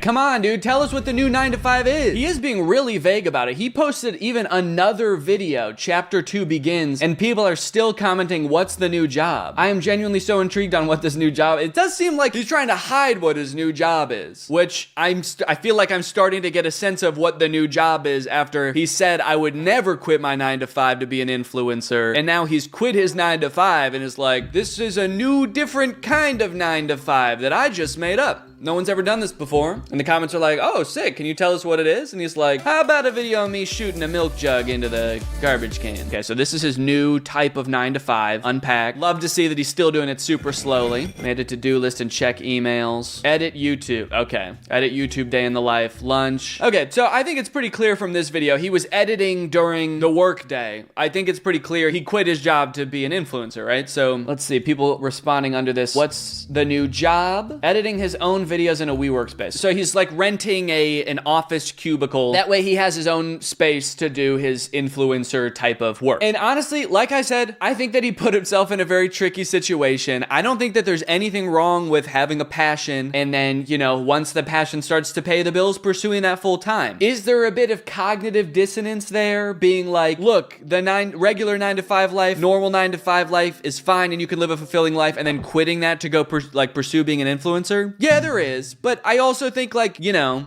it's one, well, shit. I don't know. I think you can do both things at once. I think you can say it is possible to live a fulfilling life doing the 9 to 5 thing, but also your life would be way fucking better if you did social media full time, dude. How I go and knowing everybody knowing that I'm someone they can't be in with me, they join. Whoa, okay. I feel like he's enjoying life a little bit more now, though. I mean, the music is bumping. It's a T.I. song. On the way home, he picked up some beers and used a funny little face filter. The reason that I've found out about this is because some of his shorts were coming up in my YouTube feed, and I was seeing that he was commenting back to people. So I started to see these a couple weeks ago, and at first when he started debuting his chapter 2, people were commenting, everyone thought you were going to do YouTube full time. Congrats on the new job, and I respect your dedication to greatness. So, you know, his vague videos of him just working in an office, people thought, oh, okay, he didn't quit his job to be an influencer. He got a new 9 to 5. Hub's Life responded, appreciate it. YouTube will always be part of my life. So he's kind of agreeing with him while also not lying. Hey man, we're all glad you didn't quit your 9 to 5 just to do YouTube full time. Ah, yes, I love videos. Here's a video of him showing off his new 9 to 5 again, working in the office, editing his videos and whatnot, pursuing his new kind of 9 to 5. I do take a little issue with him phrasing it like he invented being an influencer. So I thought of this idea, right? What if I vlog my life and then I edit those videos and I make money from that forever? This person commented, having an actual 9 to 5 is what made people connect with your videos. Definitely doesn't feel the same documenting an influencer lifestyle, but seeing you have kids, it makes a lot of sense to quit your job to focus on them. It's a job in and of itself. I'd do the same. And then someone commented under that, he's renting a cubicle to pursue content creation, leaving the 9 to 5, which he preached about so much, and why he had followers. His whole channel is hypocritical now. And then Hub's Life responded to that comment saying, why you crying, little bud? And then someone different responded to that, that's not very nice. And Hub's Life responded to them, cry? Oh, that's crazy. Might I suggest you cry as well? Hub's Life, man, that is not very nice. You have a baby. I hope that's not how you think you're supposed to get someone to stop crying. Is by being like, cry? You crying, little bud? So I was more or less on his side, you know, at least in regards to, you know, what I do the exact same thing. Yeah. I don't know that I would be in my own comments arguing with people about it. See, that's kind of rubbing me the wrong way a little bit. Next, he's gonna be commenting back, you're just mad because you're broke and working a dumbass 9 to 5. Don't you know you can't be happy working one of those? Why don't you go slide your laptop into your backpack slowly, you fucking loser? A day in my life trying to make $1,000 a day as a full-time content creator. Okay, I was worried we were gonna get like a shot up his robe. He was like, step 1, OnlyFans. Start day with a walk to clear the mind.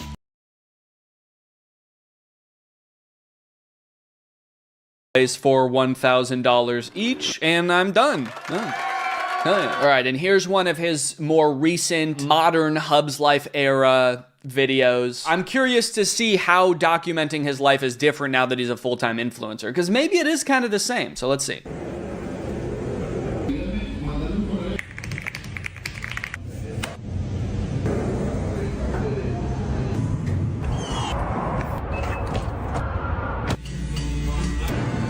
You know what? I'll give him this. He is able to take his new job, which to most people sounds very exciting, being a full-time influencer, working for yourself, and make it still look super boring. So I'll give him that, you know? To be fair, honestly, you know, I'm a full-time YouTuber. I don't know if you guys knew that. This job can just feel like a regular office job at times. There's a lot of answering emails. There's a lot of typing away on my computer. Obviously, it comes with some immense benefits. I work from home. I set my own hours. My wife and child are upstairs. I can go hang out with them anytime I want. But for the purposes of just documenting it and, you know, trying to maintain that look of a normal lifestyle, I feel like he can still do that. There's just that little hint of like, did you not mean anything you said earlier? That I think is rubbing people the wrong way. So I don't know. I'm curious what you guys think of it. Again, I'll be the first to admit I haven't been in the workforce for a while. I don't know what it's like. So would you do the same thing? Should he have just pretended he still worked at his old job and never even said anything about quitting his job? Maybe that's what he should have done, actually. He should create a set of his old office and just pretend he works there forever. In like 30 years, he hires actors to throw him a retirement party. That'd be crazy. Hub's Life.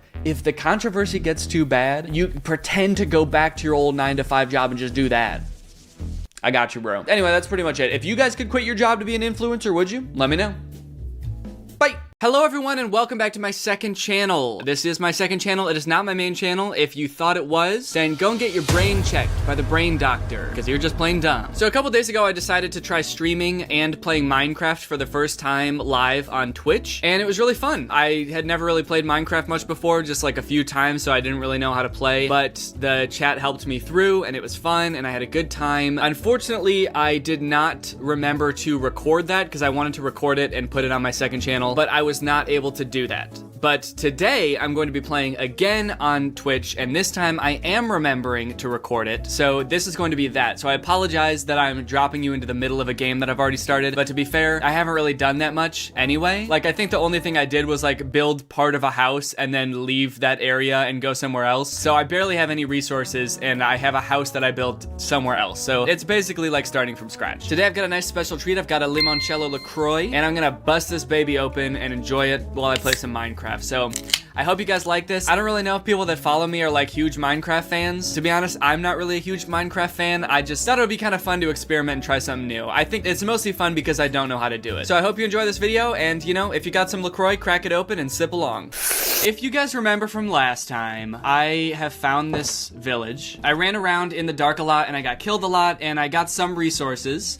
All of which I have right now. So this is everything that I have. I also started to build a house elsewhere, but then found out that I was on an island. Then I found the mainland, which is where I am now. I also fell down there and died because I wasn't looking for a second. The only other time I played Minecraft was like twice in college with my brother, and for some reason I made a Robin from Batman and Robin skin. I'm not even like a big Robin Batman fan. I really don't know why I did that. Basically, I think what I need to do right now, people were saying, is that I needed to build a bed and stuff. Don't tell me to punch Iron Dad. I already know I'm not supposed to do that. Oh, another thing that I have done since the last time I streamed is I watched like a bunch of Dreams YouTube videos. I've never watched like any Minecraft content before because it was not that interesting to me. His videos are so interesting. I'm getting chased right now by a skeleton. I was like hooked on it. They're so well done. Do you guys think that I should venture out in the night to go kill sheep to make a bed? Wait, do I have wool?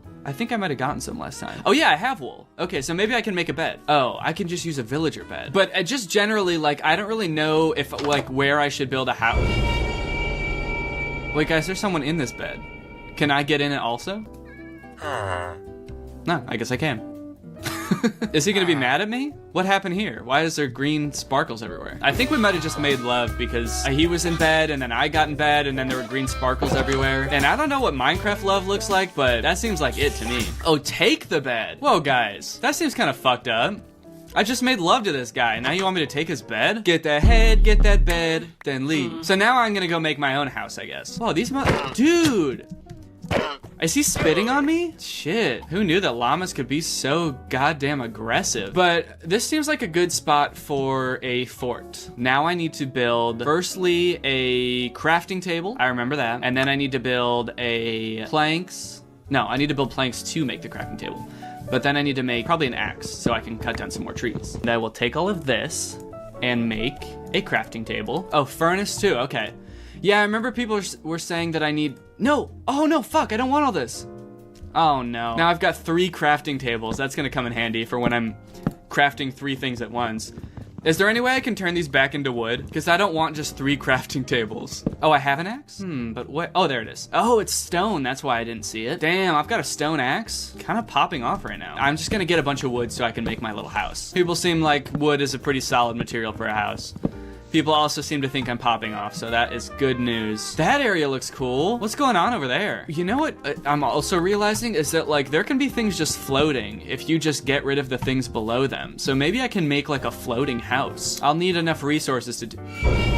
Okay, where did these sticks come from? Oh, do they come from the tree? Let's start laying the foundation for this house. Ooh, this is like, what kind of wood is this? Acacia. Huh, cock planks. All right, I'll just make a house out of cock. I'm gonna build my house up in the air. It's gonna be floating. Maybe just a few feet off the ground, but that's still pretty sick, you guys gotta admit. Yep, I'm popping off. A wise man built his house upon the air. I believe that's what is in the Bible. Let's put some cock stairs down. Right here. Okay. Wrong place. I'm gonna make the front of the house go like this. That way I have like a little landing in front where I stand before I walk in through the door. Press F4, then shift. I feel like that's a prank. That's gotta be a prank that makes my game quit.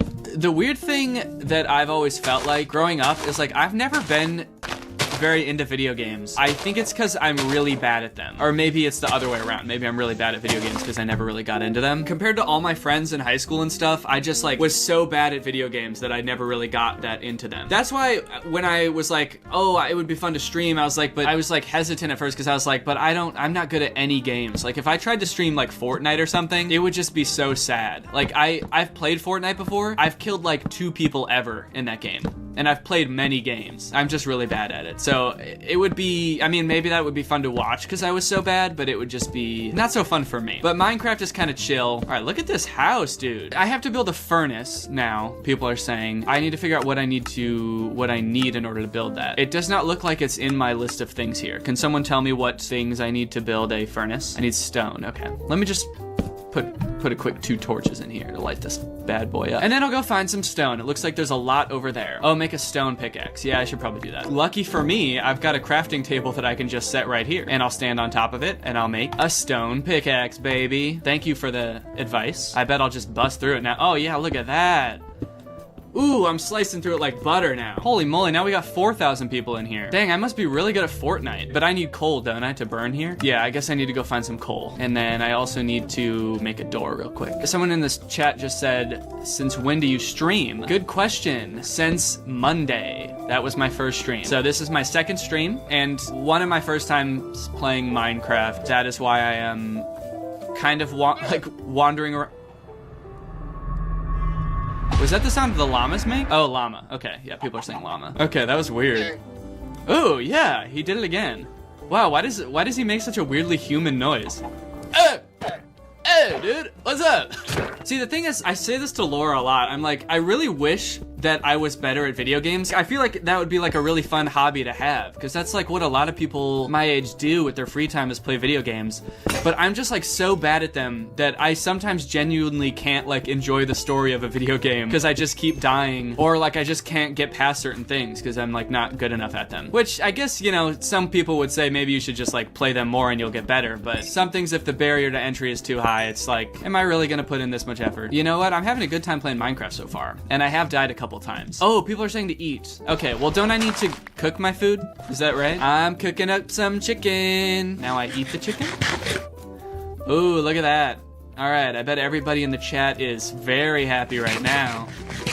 Daddy's eating good tonight. I'm making a chest. I'm gonna put it in this secret spot. This is my little secret spot. You see, you can't really, oh. I was gonna say, you can't really see it when you're over here, but you can. Oh, spiders can climb walls. Okay, that's good to know. Maybe I should build a roof. Do I have enough khaki planks? Well, that's as much of a roof as I can build for now. I should use my axe before people start making fun of me. No egg bad. Oh, fuck, what the hell? Oh, shit. Hold on. Gotta go home for a second. Gotta go home and reevaluate. I'm getting shot at. See, look what happens now when you told me to turn auto jump off though, because now I'm just running into stuff. And I'll just look through my window here. I thought these motherfuckers were supposed to die. Oh, there they go. Okay, he's dead. Join Dream's Minecraft server. Okay, yeah, that seems pretty easy. I'll just do that. What do I do? Just like type in Dream into Minecraft? Does that do it?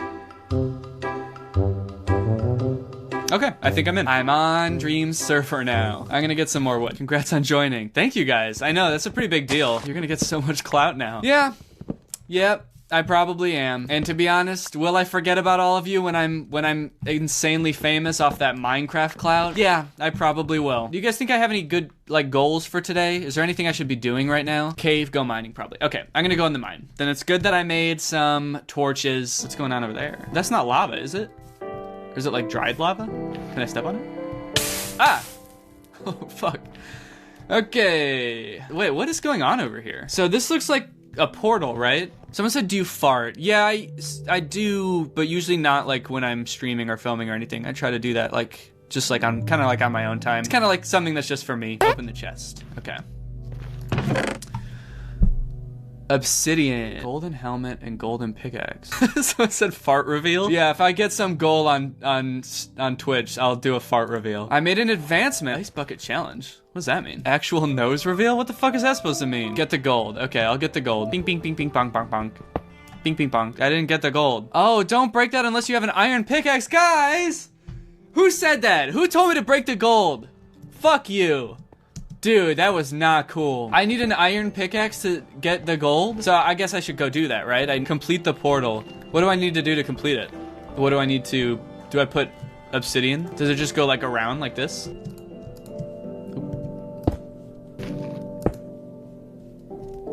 I don't have enough.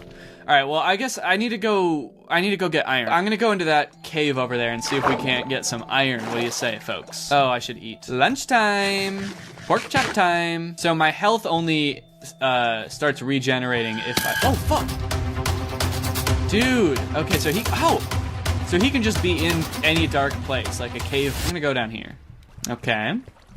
What is this place? There's a spider. Is he gonna kill me? Uh-oh. Oh,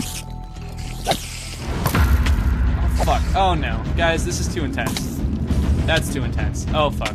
Oh, Jesus. Oh, no. Oh, guys, I'm gonna die. I'm for sure gonna die. Okay. What? Oh, God, he's still coming. Oh, shit. Jesus, dude, go away. Leave me alone. God damn. This guy's got dedication, man. Shit. He followed me for quite a ways, right? Have you ever seen a spider in real life follow someone for that long? It's like, dude, get a life, right? Oop, oop, I'm about to die. Oop, I don't even know where he is. Oop, I got half a heart. Okay, I'm gonna go home. You convinced me. Where's my house? Okay, I'm eating. It's delicious. Good call on the going home thing, guys, because it is almost nighttime. We all know that I will die if I'm outside during nighttime. All right, I'm gonna go home and I'm gonna go to sleep. Then we're gonna go mine. And we're gonna find iron so we can actually get the gold this time. I like that I'm going to sleep with the shovel. Good night. And I wake up with the shovel. This is my most prized possession. I must sleep with my shovel. This is the tech shovel. It's got self-defense mode. All right, another day. Chopping down the cock tree. Should I put on this helmet? It looks like kind of epic. Wait, why does it say curse of vanishing? Is this a curse? It vanishes when you die. Oh, okay. So it just surprised me. Whoa, okay. That guy definitely blows up, doesn't he? Yeah, we're gonna stay away from that bloke. So how am I ever gonna go in there if there's just like a guy who's gonna blow up standing at the entrance? All right, I'm just gonna You know what, I'm just gonna hop in here real quick and swim around and see what I find. Whoa, this is like a really expansive spot right here. Look at this. Should I get this coal? Not with an axe. With a pickaxe, there we go. Yeah, I don't have iron right now. That's kind of what I'm looking for. I'm gonna go see what's in that cave. Ah, is that iron? Ah ha ha, I think I found some. Oh, eat. Yes, thank you guys for my...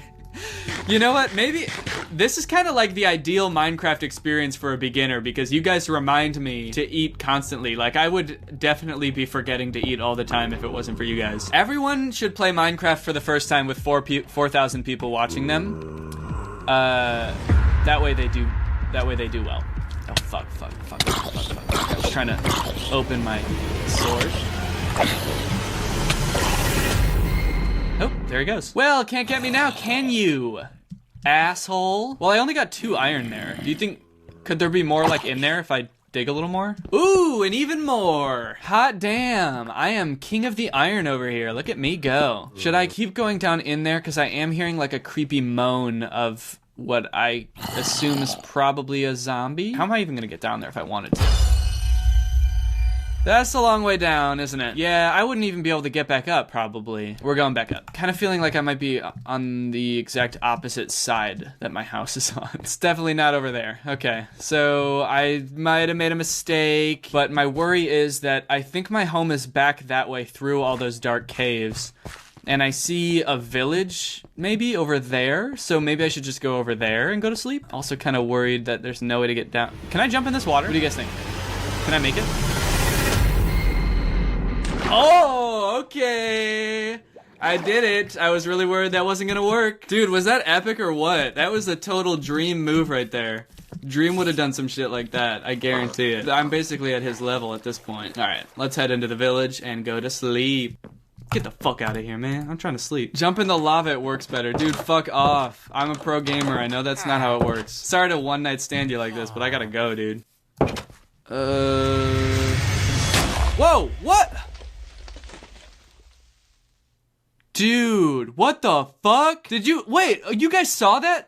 Wait, oh, okay, I'm right here, luckily. All right, I was really worried I was gonna respawn back at my house. Did you guys see the creeper? Because I did not even see him. Okay, that was kind of an epic fail. And I don't say that a lot. I really like to refrain from using the word epic. In terms of fails, that was pretty epic.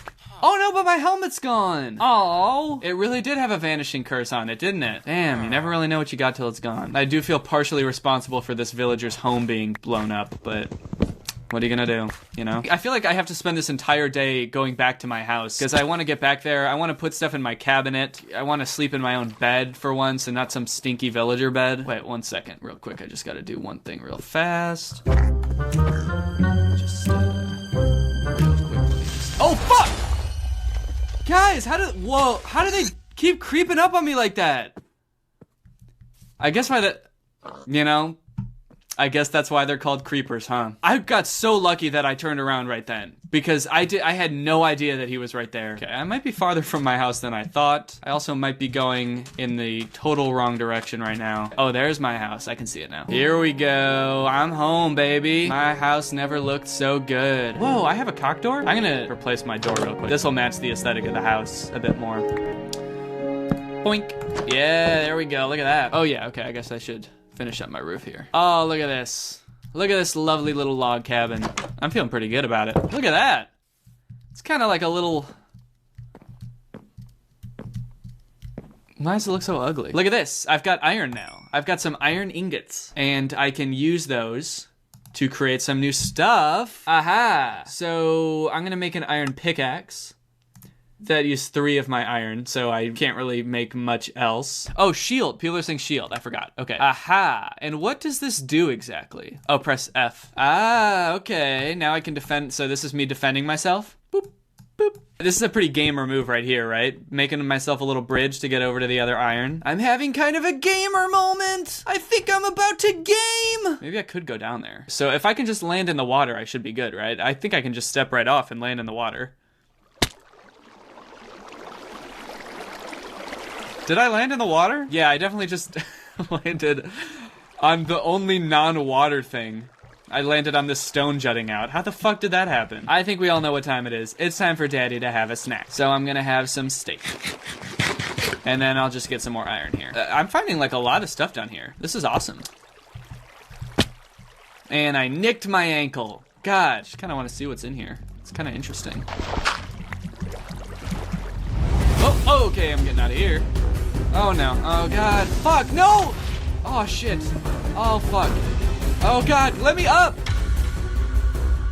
God, dude, why wouldn't it let me up? I feel like I'm never really in that much danger, but just my lack of knowledge makes it way more intense. I gotta remember where that portal was, because I want to go get that gold. I'll make sure that I have the iron pickaxe loaded up and ready to go. All right, I have one piece of gold. I kind of feel like I'm flexing right now, just walking around with this. Oh fuck. Easy come, easy go. I just remember that I had a furnace with me because someone told me to carry around a furnace at all times, but you know what, I'm just gonna go home anyway because it's about to be nighttime, or as I like to call it, fright time. What am I doing here? Oh, I want to melt these. Yeah, look at here. I've got some iron. Oh, we ran out of coal. Let's keep that fire going, baby. Now folks want me to make iron armor. Oh, so you're telling me I have to cover up my beautiful Robin skin? Come on. They don't make any clear armor? Transparent armor, or better yet, Robin themed armor. Guys, I think it's safe to say the drip just got drippier. Look at this. Put your gold block in the crafting table. Okay, so people are saying that I can do something with it in the nether. Guys, I'm gonna be honest. You guys keep talking about the nether. I do keep sort of just glossing over it, borderline ignoring it, because that sounds scary as hell. I don't know what's in the nether. I saw Dream go there, and there were like pig people walking around. I want to make ladder. I need sticks to make ladders, don't I? Rats, I can't even make one. I need to put these in a place that's completely vertical as well. This is where I'm always finding myself climbing up. Okay, now I'm going to make a straight up thing that I can build my ladder up. And then I guess I got, oh, but now I gotta make like a bridge over there. Now I'm kind of stuck on a tall thing. Wait, hold on, okay, 1 second. I need to reevaluate the strategy here. Okay, I'm holding shift, guys, don't worry. And I'm building along this way. So now we got a nice little bridge, and now I can go down there and put my ladders up. And hopefully I have enough ladders. Okay, that's pretty good. Guys, I think I just solved my biggest issue. I made it nice and thick, that way, in case I lose my balance a little bit. Woo! Guys, this is awesome. This is gonna save me so much time. From the sound of it, I need to prepare to go into the nether, but I'm still not sure what I need in order to do that, or how to even get to the nether. Okay, so I need to finish that portal to get to the nether. I'm just gonna go grab a quick snack. Bread, all right, there we go. What a lovely meal. Oh, fuck, where's a bed? Guys, I never remember what is in any of the houses. There's a bed. Night, night. Oh, fuck. Guys, I can't go to sleep because there's a creeper right outside. Let me sleep. Dude, you are not... This motherfucker just came in and tried to go to sleep in my bed while I'm trying to sleep here and there's monsters around. What, you can sleep when there's monsters around? I don't fucking think so, dude. Get out. Maybe you're the monster it's talking about. Ever think about that? Jesus. Oh my god.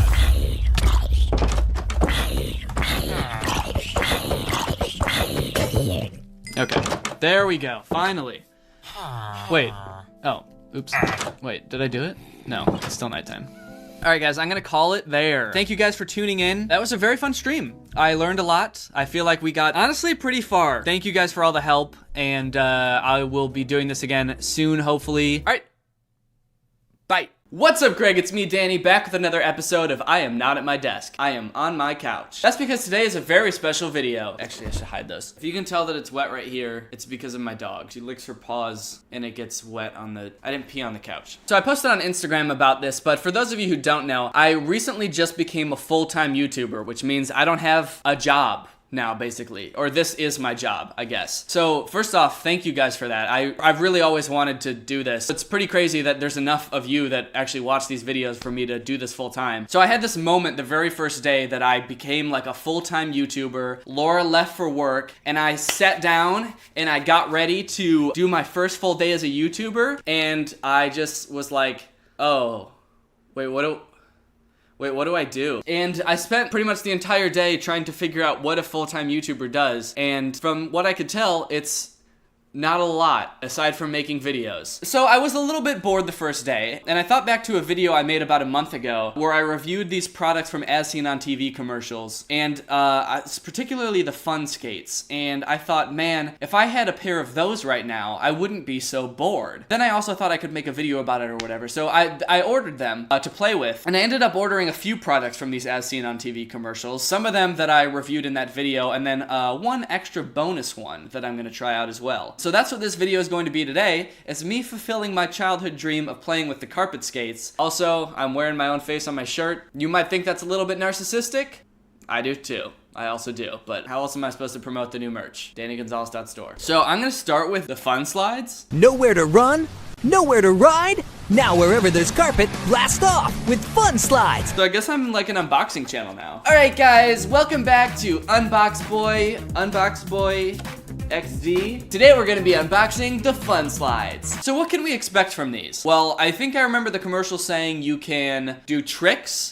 It's just as fun as sliding on socks on a hardwood floor, and you can dance like a maniac. I think that was my favorite part of the commercial. So if I can't dance like a maniac in these are gonna get a pretty bad review from me. Oh, it's got instructions on the back here, thank goodness, because these seem really difficult to use. Here's the instructions. Use with athletic shoes. Place a carpet skate on the floor with gripper grooves facing forward. Place your heel against the elastic heel and strap the slide foot back until the hook and loop foot strap will come over. This seems like way too, this is like a paragraph of instructions. Don't you just put your foot in it and slide, right? How difficult can it be? And at the end it says, now you're ready to have fun. Prior to use, read all cautions below. Oh shit, there's like a caution section on here. Assembly instructions. Does this not just come as a, do I have to assemble this? Okay, anyway, let's check out the cautions. Caution, always wear flat-bottomed, rubber-soled shoes, such as athletic shoes. Use only on carpeted surfaces, away from stairs or obstacles. I remember that from the commercials. Walk down the stairs. Stay away from stairs with these things. You'll fucking die. Adult supervision recommended for those without skating experience. The joke's on them, because I am an adult. I bet they never thought an adult would be buying these for themselves. Ages 6 and up. That's not a problem because I'm 23 years old. Please retain for future reference. I will make sure to keep this caution for future reference just in case I'm going out skating with some friends and I need to make sure that I'm being safe. All right, well, here are the skates, and yep, I have to fucking assemble them. What? They couldn't just do this in the place where they made them? How hard is it to just put this together? This should not be something that you need to assemble when you get. Let's see, are these slippy?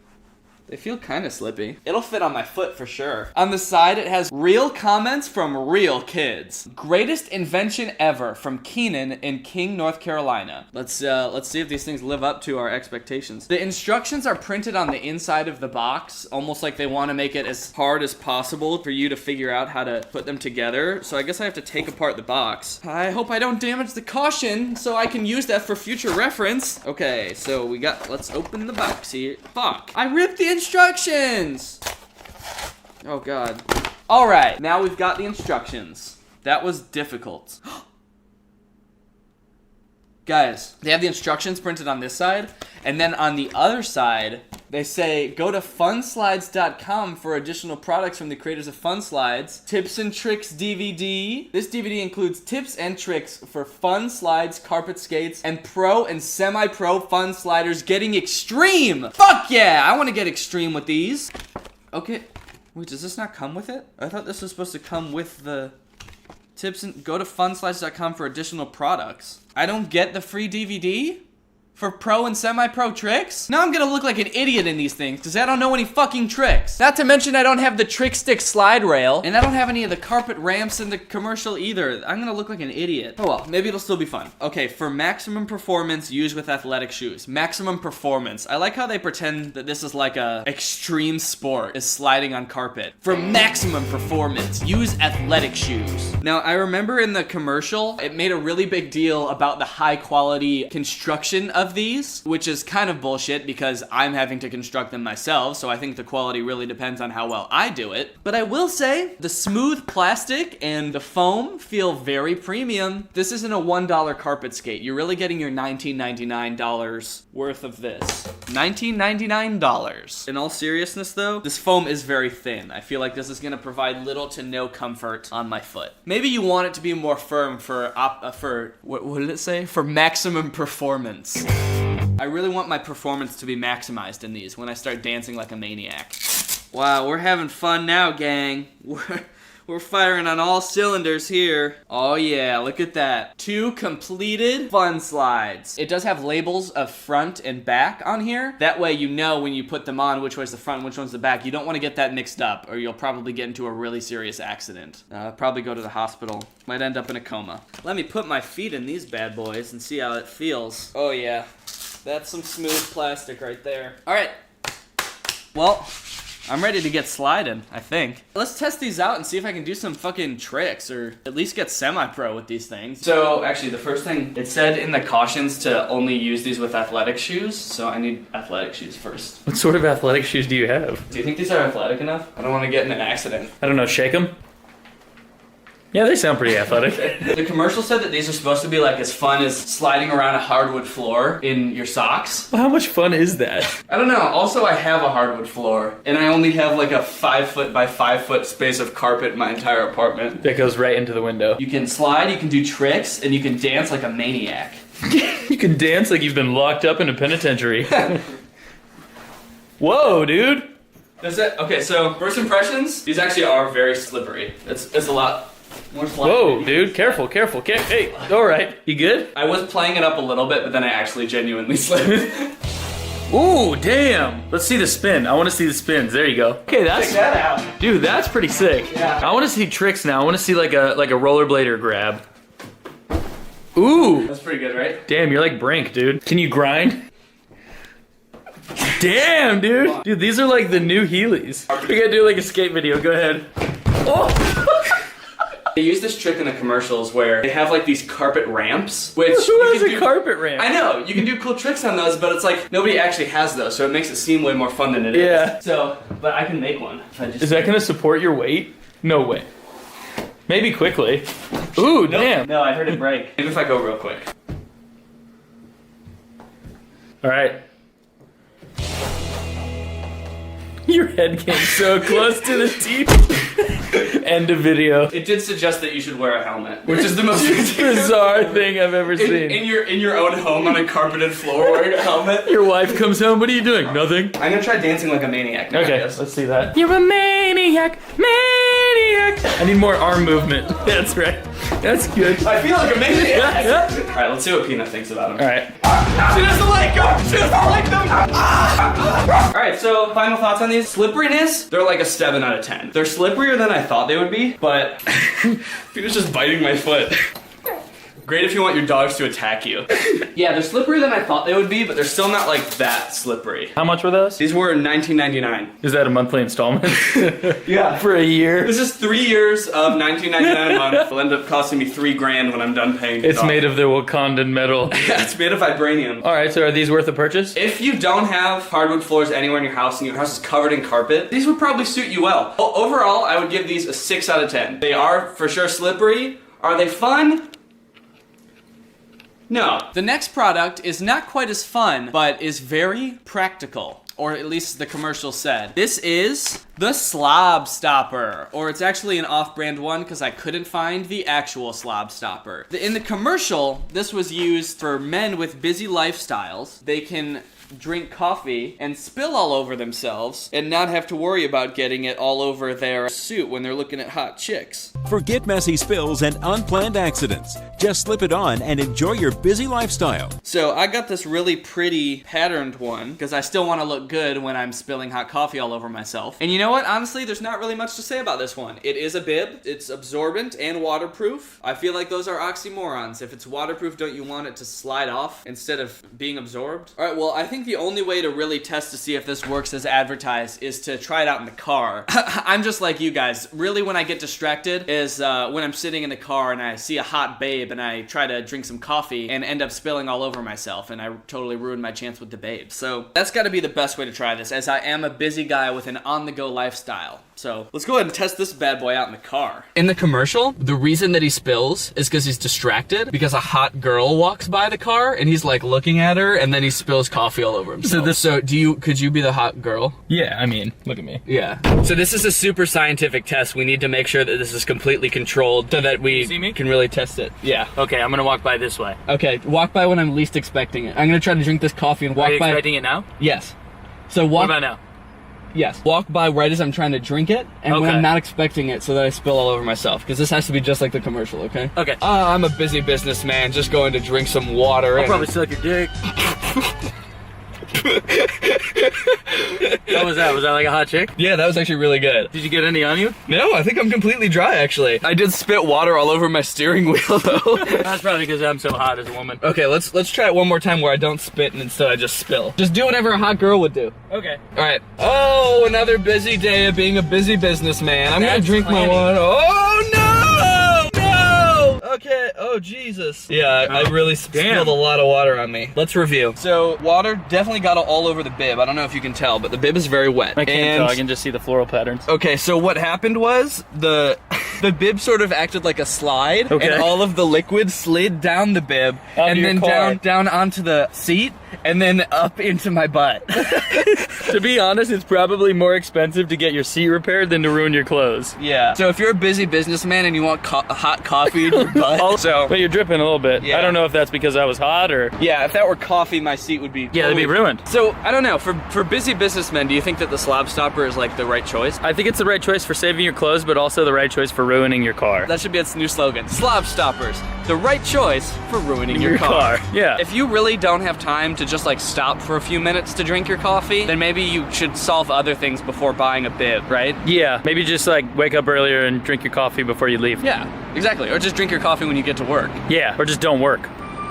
That's actually really smart. Overall, I would rate the slob stopper a 4 out of 10 because it sort of did what it was supposed to do, where it protected my clothes, or at least it protected my shirt, but it also got coffee all over my pants, and it had unintended consequences that were not mentioned in the commercial, where it would have ruined my car seat. Yeah. So those are the two products that I covered in the video, but I have another one that I think could trump the other two in the fun factor level, and that is the Air Pogo Jumper. Look at that. I mean, just look at this. The Pogo without a stick. Use indoors or out. Smooth, high bounce action. And you guys know from watching my videos, I've always said this, I'm really all about high, smooth bounce action. So that's gonna be really important for me. It's just like a little board with a ball in the middle that you jump on. I don't know how the fuck you're supposed to balance on this if it's just a ball. This was recommended to me on Amazon after I bought the carpet slides.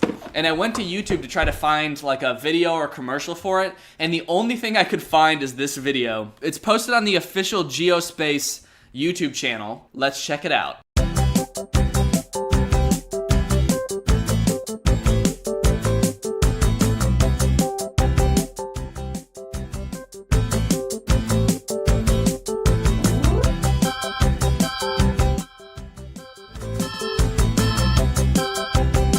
So yeah, it's just a 20-second video of a girl jumping on it. But you know what? That pretty much explained everything I needed to know about it. So let's just jump into it, as they say.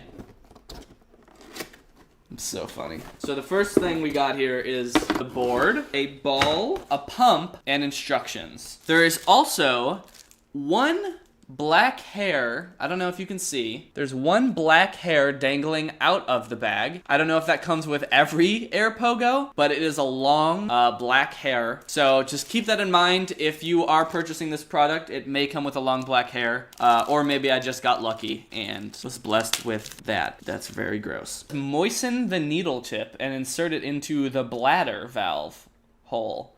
So okay, it's nice and moist now. That tasted like a bike tire. Very gross. So I gotta insert this into here and just pump away.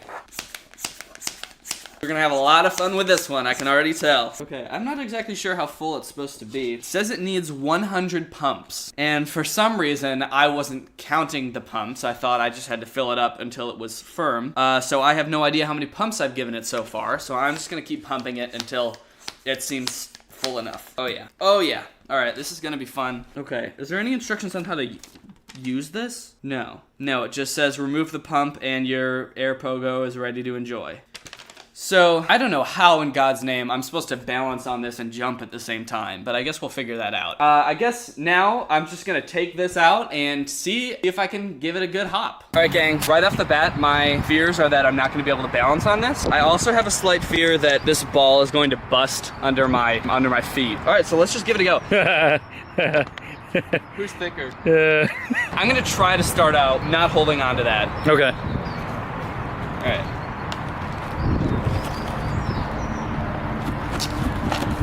Oh shit, actually, this is not as hard as I thought it would be. Does that look cool? You're getting like, let me see how high you're getting off the ground. You're not even getting more than like 6 inches off the ground. I feel like the board is bending. Is the board bending? Oh, the board's definitely bending. I feel like the board is hitting the ground every time. Did you look at the age or weight limit on this? It said 6 and up. Just any way up, Yeah. as far as you can go up. Well, it didn't pop or anything.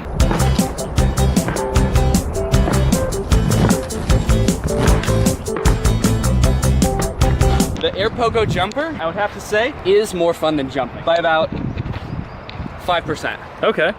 So if you wanted to get an idea, if you want to buy this, of how much more fun it is than jumping, think how fun is jumping, then what's like 5% more fun. Awesome. It is pretty bouncy. I weigh 150 pounds and this did not burst. I could definitely feel the board itself like buckling under my weight. Overall, I would give this a 7 out of 10. I mean, it's fun. We probably played with it for a minute or two and I'm already pretty worn out. So it's not gonna last you all day. It's not gonna be all day fun with this. I'm pretty exhausted after just playing with this for a little bit. So keep that in mind. All right, thanks for watching this review, guys. I'll see you next time. Hey, Danny. Hi. All right, Greg, well, I hope you enjoyed this video. If you're new here, make sure you subscribe and turn on my notifications to join Greg. We are the fastest growing channel on the internet. As you guys have probably seen by now, I have new merch. It's the Greg Family Crest. It's a really beautiful design. It symbolizes Greg being the fastest growing channel on the net, descending into the heavens while we leave our mortal enemies, the Craigs, to burn in hell. It has my face on it, which I feel really good about personally, and it comes in gray and black. So if you want to get that or any of my other merch, it's at dannygonzalez.store. I would really appreciate you guys checking that out because I really like this design. I think it's pretty dope. So many other YouTubers say that their fans are like a family to them. If that were really true, then they would have a family crest. So as far as I can tell, we're the only family on the internet with a family crest.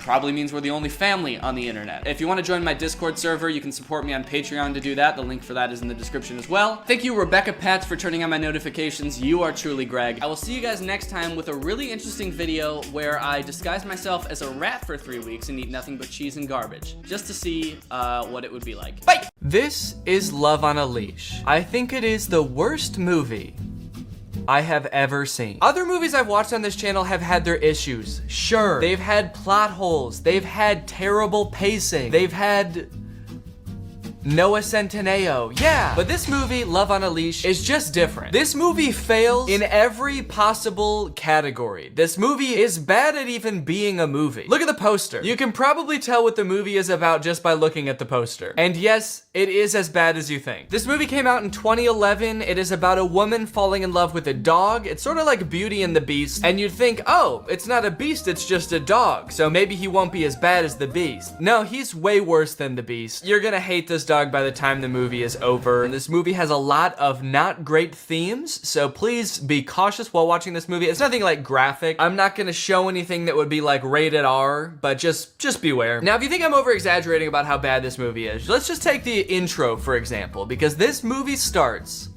with utter silence. We get this opening montage with no music, no sound, just dog. And it lasts for a cool 1 minute and 12 seconds before we get any sort of dialogue, and that is because this movie has no soundtrack. And you might be thinking like, oh wow, that's kind of cool. Kind of like an avant-garde choice to intentionally make a film with no music throughout. And I don't think it was intentional, because there's definitely spots where there's supposed to be music. Also, in the opening credits, there is a composer credited. Wait, the composer's name is Peter Davison?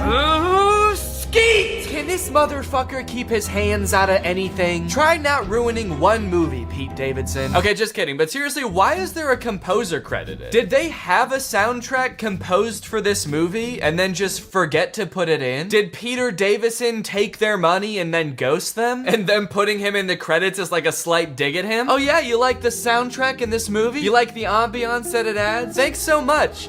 Peter Davison did it. If you have a movie and you want to hire someone who you will pay thousands of dollars to only for them to run off to Greece with your wife, then hire Peter Davison. But enough talking about the soundtrack, because there is none. It's time to meet our protagonist, a horny dog named Alvin Flang.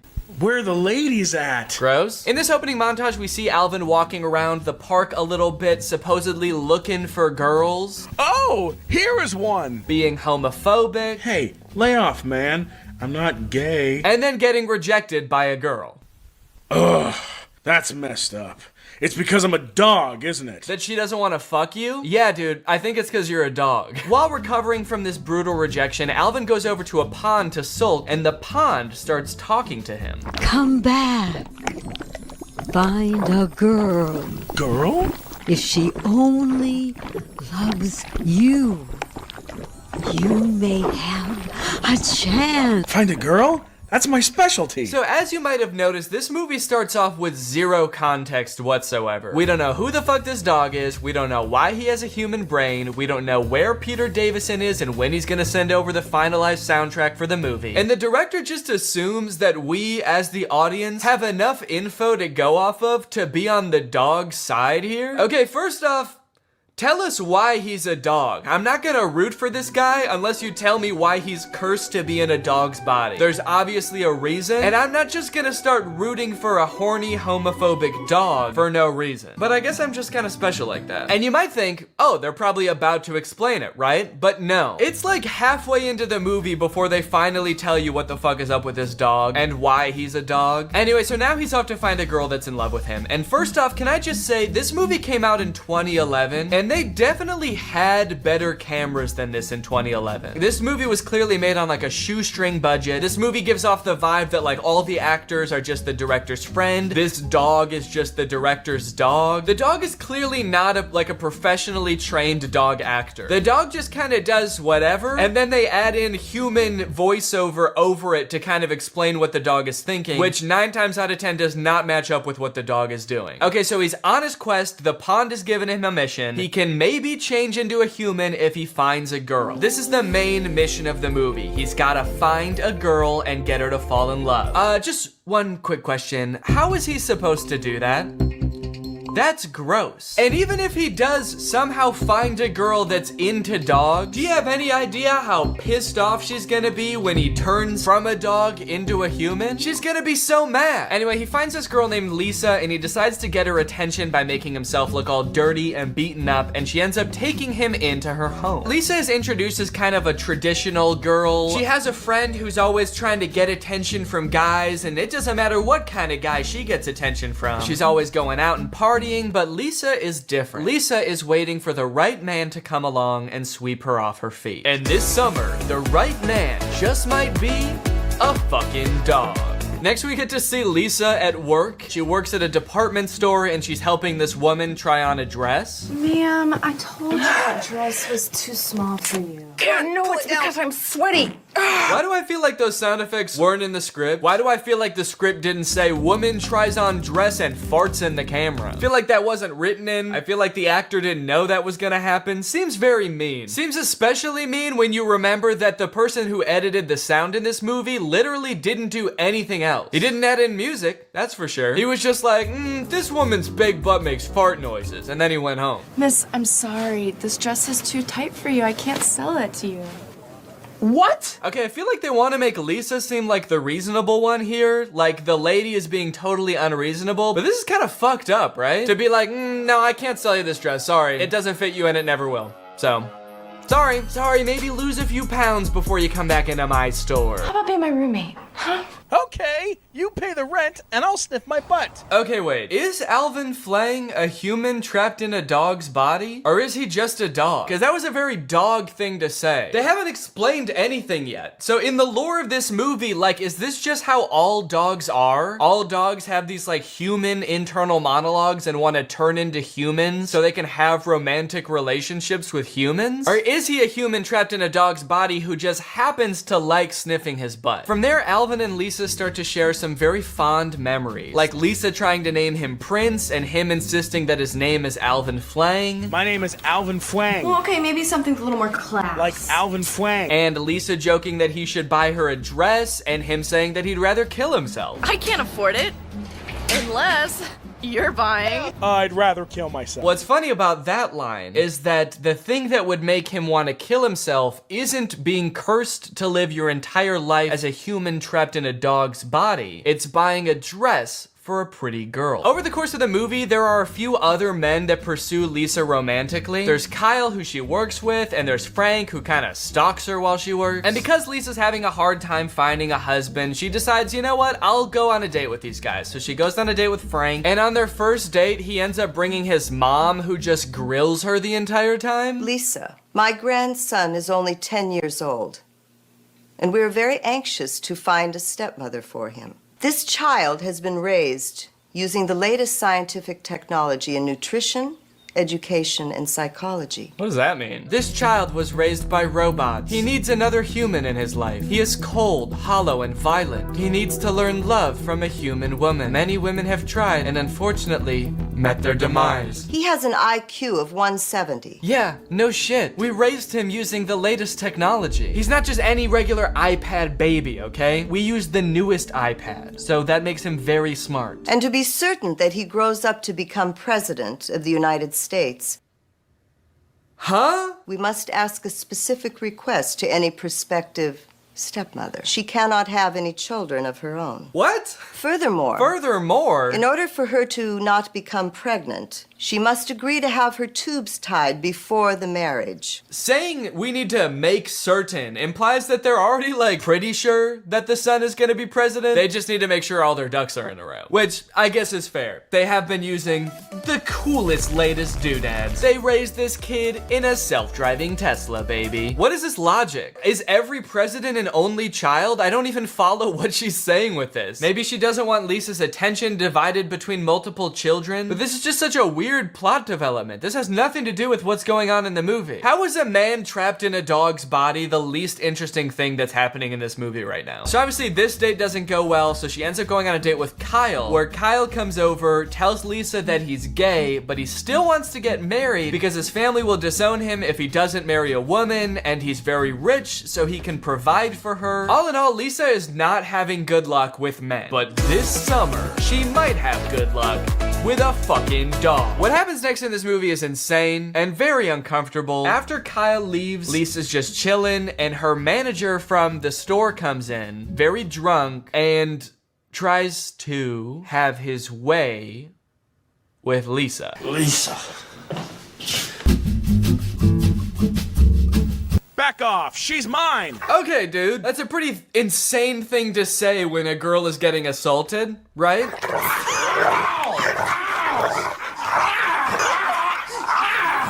You're fired! I quit! Now I'm the king of the castle. This is such a weird moment to infuse like a comedic relief dog with the plot. This movie just got so dark, and the dog is like, guess I'm the only guy left around here now, huh? Guess I'm sort of king of the castle. Yeah, bro, I hate you. Ever thought about that? Ever thought about the fact that you suck ass so hard? King of the castle! King of the castle that's also a dog and lives in a house that is green. Why is he gay? Why is Kyle gay? Sorry, that's what she's taking away from all this? Huh? Why is Kyle gay? Bro, there are more pressing issues right now. What is the writer of this movie doing? Anyway, she's completely broken down at this point. She ends up running outside into the rain, sitting down in the grass, crying with her dog, and she decides, you know what? That's it. No more men. Men are nothing but trouble. All I want is my dog. From now on, no more men. Go. I'm gonna stay with you. Only you. We'll live together forever. Shebang! I think that might be my favorite transition of all time. As a dog, he yells, shebang! So you'd think that as a human, he'd be standing there all proud of himself, maybe like, shebang! But he's just looking down at her with the blankest stare. Uh-oh. He doesn't look like he's got any thoughts behind those eyes. Maybe he was just a dog all along, and now he's a human with a dog brain. From here, the movie makes a super strange tonal shift from like a goofy comedy to like this really intense romance movie where they're in the rain. For some reason, Alvin, who now only goes by Prince for some reason, for the rest of the movie, they pretty much exclusively refer to him as Prince. He is not a goofy dog anymore. He's this like romantic man who's like, I just want to be your husband now. Let me love you. The guy who plays the human version of Prince isn't even the same guy that did the voice of the dog, and they act way different. He went from being like, hey, scratch my belly, babe, I'm trying to get laid, to like acting like Anakin Skywalker from Attack of the Clones. I don't like Sam. And I don't know about you guys, but I miss the old Prince. This one's probably not even horny all the time. Don't be afraid. It's really me, your dog. Don't be afraid. You have no reason to be afraid. It's me, your dog. If my dog did this, I would be fucking terrified. Hey, don't worry, it's me. The one who tries to hump your leg all the time, it's me. Don't worry, I'm a man, I'm a grown man now. And I still want to fuck your leg. So they're standing in the rain. Lisa is so confused that she passes out for like 3 seconds. She is not taking this well, but we do finally get an explanation as to why Prince was a dog. In my past life, I was punished for being a cheating playboy. I was cursed to live as a dog. Oh, so it's like a reincarnation thing. Finally, they explained this. At first, I thought that it was like in the same lifetime. Like he got cursed to be a dog in this lifetime. But no, it's a reincarnation thing. I am confused about the lore of the movie. Does that mean this could happen with any dog? Are all dogs like used to be people that fucked up in this life and now they're dogs? Or are some dogs maybe like a hamster that did really good in its life? Which I would imagine is probably a lot of hamsters. I feel like it's pretty hard to fuck up as a hamster. I wouldn't think there's much expectations of a hamster, really. It's all about expectations. Let me be your husband. God, thanks for answering my prayer. You're my husband. What? Huh? Okay, so that's all it takes? She's like, yeah, I guess you were a pretty good dog who I met just weeks ago. Sure, you're my husband now. So they end up getting married. They decide to live together. They spend the night together, but that's when this movie goes completely off the rails. I thought this was like the main plot line. He found love, now he's a human forever. Nope, the curse is not broken, and you will not guess how this movie ends. The next day, Prince wakes up, and he's a dog again. So he goes back to the pond to find out why. You lied to me. I'm still a dog.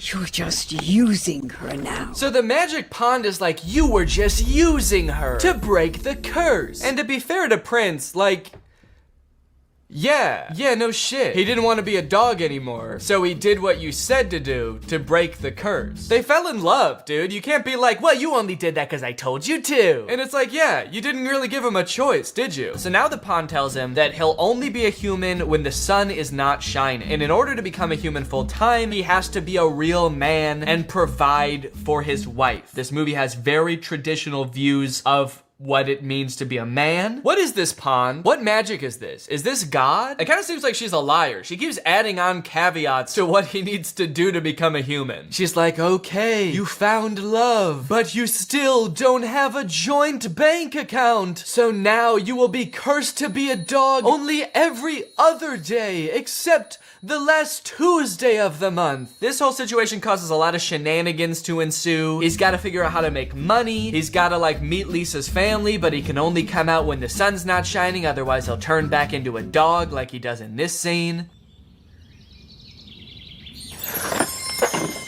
Dad, Prince just became a dog. Big deal. I'm Alvin Schwein. How stupid. What kind of idiot doesn't know how to swim? All right, grab on, you pizza-faced cinderblock. Pizza-faced cinderblock? Dude, that's so mean. What the hell is up with this dog? Why is his dog persona so vastly different than his human persona? Every time he turns back into a dog, he's like, what, you never seen a man turn into a dog before? Fuck you, I'm Alvin Flame. Screw you and this ugly-ass broad. I'm out of here, dude. Okay. We're here. We're at the end of the movie. We have arrived. Do you want to know what happens? Prince, I guess, just can't seem to figure out this whole like providing for his wife thing. And to be fair, he is a dog most of the time. But he realizes, wait, maybe if I just die, I'll be reincarnated as a human. A pretty bold assumption, honestly. They don't explain why they would think that. It seems like he has absolutely no reason at all to think that's true. The pond never said that, and I'm pretty sure she's God. It seems like she makes the rules. But he turns into a dog, he runs off, and he gets hit by a car. Ah, the old Marmaduke special, ending the movie with a dead dog. And this summer, she might just find luck with a dead dog. And you know what's interesting about all this? Is that at one point in the movie, he actually does buy her that dress from earlier. So I guess the prophecy was kind of true in a way. He did buy her the dress, and he did kill himself. So then we flash forward to years later, the movie says, and Lisa is old as hell. It looks like maybe like 20, 30 years have passed. And Prince, who has been reincarnated and then lived his whole ass life, so he's now as old as he was when he died before, shows back up. What took you so long to come back? Lisa, it's better that you don't know.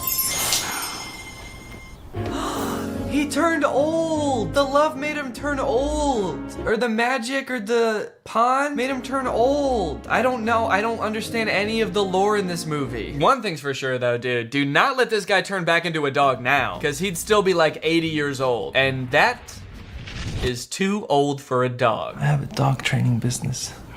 And naturally, it's very successful. I guess you could say I know what dogs like. And I know how to reward them. You see, they're all former sex criminals. I live a very comfortable life, but... Okay, weird flex. I'm actually really rich now, by the way. And that, folks, is the end of the movie. He kills himself, and that, apparently, outsmarts the pond. Moral of the story? It's pretty easy to outsmart a pond. All right, well now it's time to talk about our sponsor, HelloFresh. This video has been sponsored by HelloFresh. With mine and Laura's busy schedules, HelloFresh makes our lives so much easier. We don't have to go out grocery shopping as much, we don't have to spend as much time meal prepping, and I'm constantly learning new things that up my personal cooking game. For example, today I was cooking these pork tacos and it had a fun little tip in there about how to warm up your tortillas in the microwave without like totally destroying them, which is really nice. You can enjoy the freshest flavors of fall with HelloFresh because every recipe includes ripe, just picked produce that travels from the farm to your door in less than a week. HelloFresh can adapt to just about any lifestyle. They have veggie, pescatarian, fit and wholesome meals so you can stick to your goals. And they even have a line of kid-friendly recipes which they say are picky eater proof. So if you have a kid or you just, you know, have a less adventurous appetite, but still want to cook fresh meals, then that seems huge, honestly. And the fact that it's 72% cheaper than dining out or grocery shopping makes it a very economical decision. So if you want to check out HelloFresh, then head on over to HelloFresh.com and use my code TrulyGreg16 for 16 free meals across 7 boxes and 3 free gifts. That's HelloFresh.com, TrulyGreg16 for 16 free meals and 3 free gifts. Thank you to HelloFresh for sponsoring this video and for sending me delicious food all the time. And thank you to you guys for checking out HelloFresh. All right, guys, thank you for watching this video. If you're new here and you're not subscribed yet, make sure you subscribe and turn on my notifications to join Greg. Greg is what I call my fans here on YouTube. And to join Greg, all you have to do is subscribe and turn on my notifications. Thanks for watching this video. I'll see you in the next one. Bye-bye. Hey Greg, welcome back to my channel. I hope you're all having a great day. This, of course, is another episode of weird shit that I found on Instagram. Every time I make a video about Instagram ads or Instagram memes or Instagram comedians, my Instagram DMs are immediately flooded with people who find similar things and they send them to me, hoping that I will make a video about those things also. It's kind of helpful, actually. As someone who, you know, makes a lot of videos about these things, it's kind of nice to just have people send them to me. So if you find weird shit on Instagram, feel free to send it to me. My Instagram is Danny Gonzalez. But especially after the video that I made about Instagram ads, I got so many people sending me all of the weirdest Instagram ads that I couldn't not make another video about them. Now, I know what you're thinking. That sounds like a lot of fun, and it does, and it will be. But before we have too much fun, I think it's important to remember that this chair sucks. I've been using this chair for a long time. It's a fine chair, it's sturdy enough. I guess what I'm trying to say is there's nothing fun or cool about this seat. It's a pretty plain seat. It just doesn't really do much for my butt, or the rest of my body, come to think of it. But luckily, today's sponsor is SeatGeek. SeatGeek is an app that makes getting tickets to cooler, more fun seats way easier. You can get seats to football games, basketball games, Taylor Swift games, Kanye West games, whatever kind of games you're into. With SeatGeek, you can do everything on your phone within the app, including actually scanning to get into the event. They've got the best deals, and they have a scoring system that lets you know when you're getting a good deal and when you're not. And if you use my promo code GREG, you'll get $20 off your first purchase. So head on over to SeatGeek. You can use the link in my description. Thank you to SeatGeek for sponsoring this show. Guys, get your butt in a better seat. I'm sure a lot of you remember the last time I reviewed ads for mobile games on Instagram. They all seem to have this really weird strategy where they show a clip from the game and then the caption above it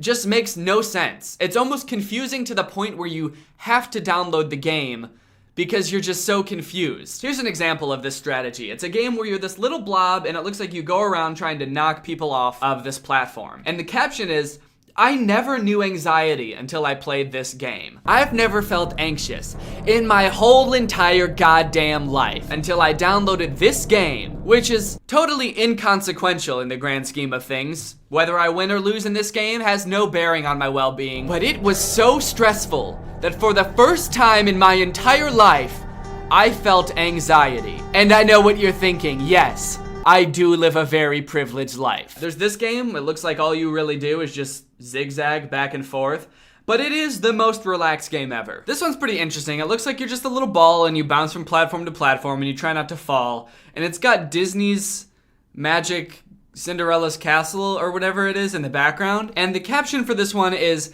if you score 400, you can go to Disneyland. So this is interesting because, like, for the first time, it feels like an ad has a coherent phrase at the top. Like, I understand what it means. If you score 400, they're gonna give you a ticket to Disneyland, I guess, which is great. Tickets to Disneyland cost like $100 each. It's pretty impressive that an app would just pay for you to go just for getting like a seemingly pretty attainable score in this game. I think the problem that I have with this is I just kind of doubt it. I really doubt that if I download this game and get a score of 400, that they're gonna like mail me a ticket to Disneyland. So I decided I would put this to the test, download this game, and get to 400 myself, and see what happens. Fuck! No! Okay, the best I can get to is like 100, so I guess I'm not going to Disneyland. This very specific format seems to be actually pretty common with games. Here's another game where you like hit a ball and see how far it goes. And it says if you bounce 10 times, you can legally reach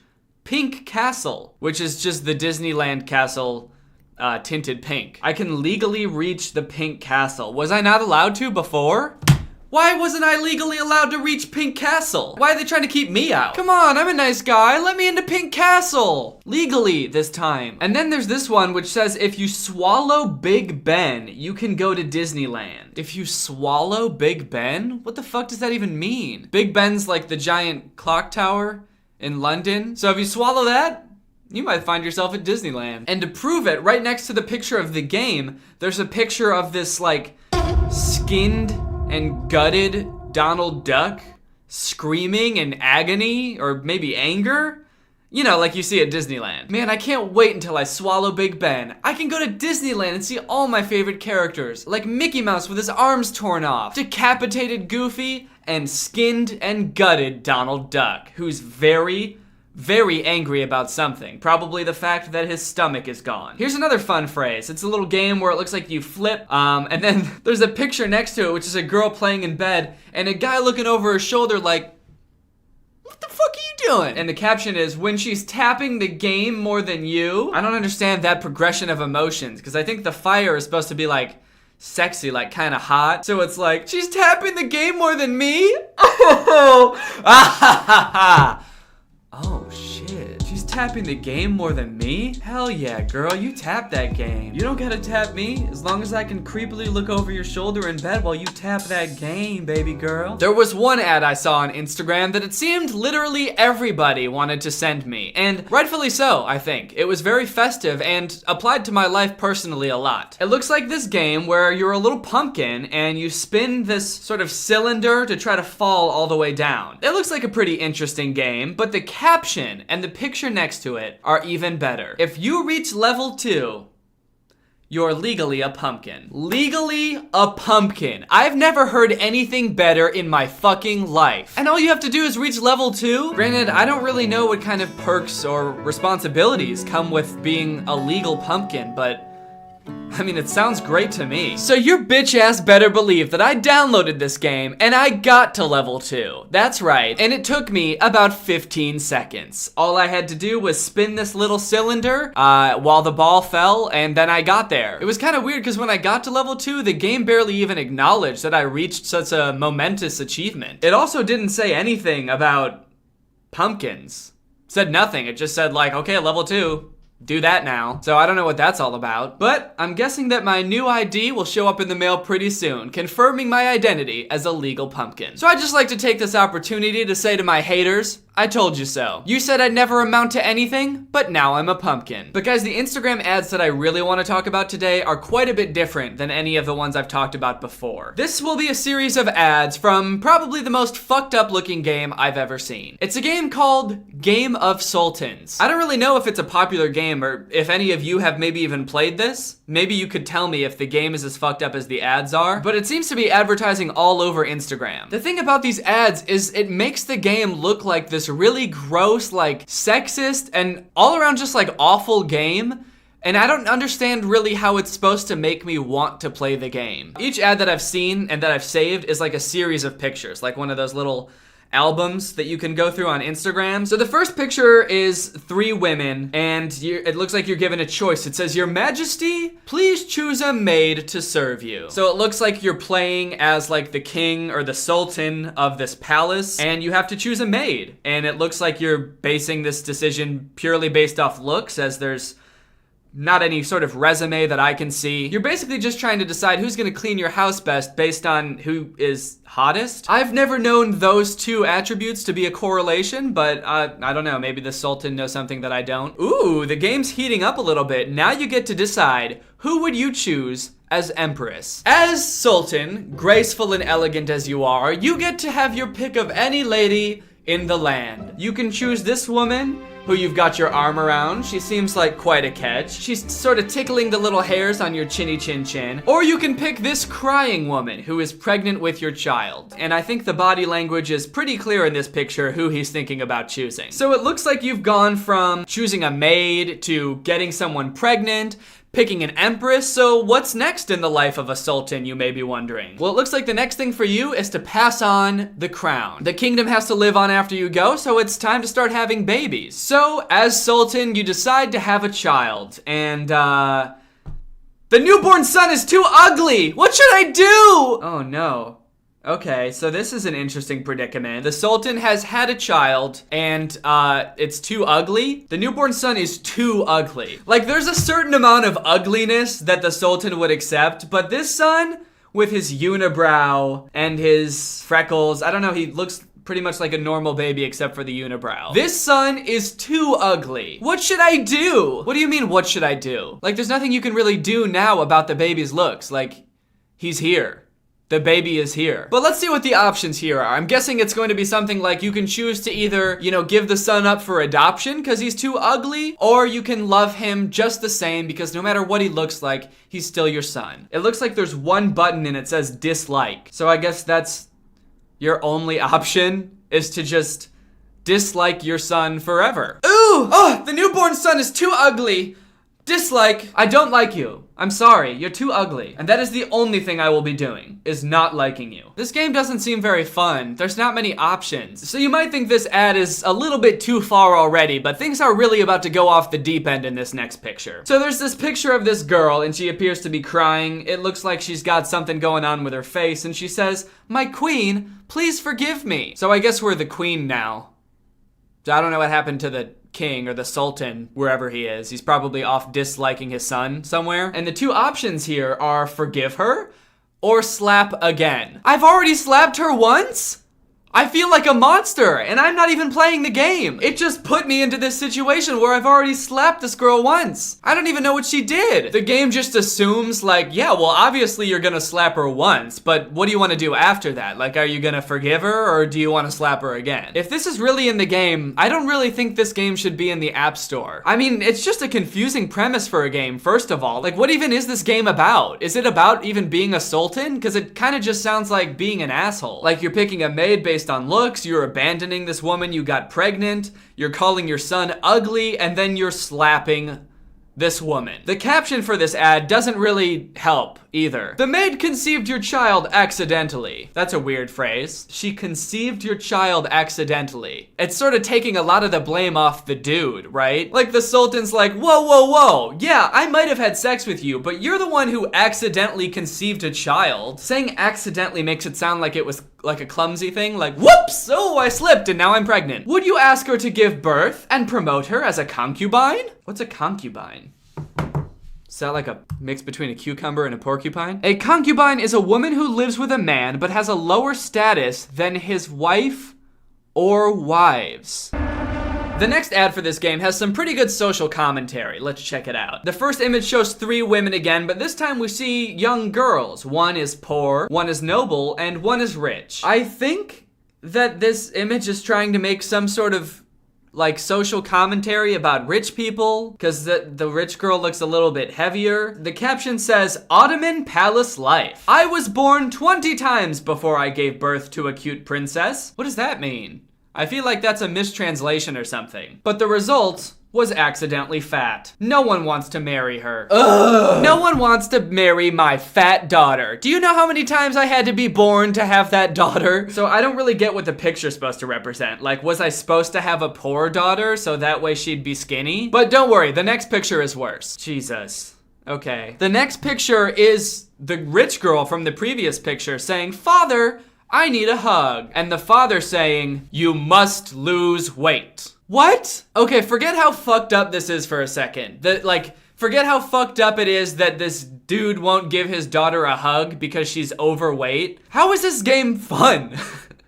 Like, it just seems stressful to have to be this little guy who is getting stressed out about his daughter's weight. He's all worried about his ugly son. I mean, look at him. He's so stressed out about his daughter's weight. His face is all warped. He's got like shade coming over his forehead. It looks like he's in physical pain because his daughter is heavier than he wants her to be. But don't worry, because part of this game is putting your daughter on a diet so that she can become the ideal looking 18-year-old in your eyes. Wow. I thought this game was gonna be fun when you could have ugly sons, but now that I know you can put your daughter on a diet, where can I download this game? What an awful sounding game. Why is it an appealing idea for a game to even be this sultan who's just this like womanizing douche? I don't know, but now I'm kind of tempted to download it and see what it's actually like, if it's actually like that at all, or if that's just a bunch of like weird clickbaity stuff to try to get you to download the game. So I don't know, let me know if you want me to make a video about me playing that game, or at least seeing what it's like. Maybe I'll try it. Guys, holy shit, the response to my last video has been crazy. So for those of you who didn't see my last video, I basically recapped this entire story where Billion Surprise Toys took down one of my videos,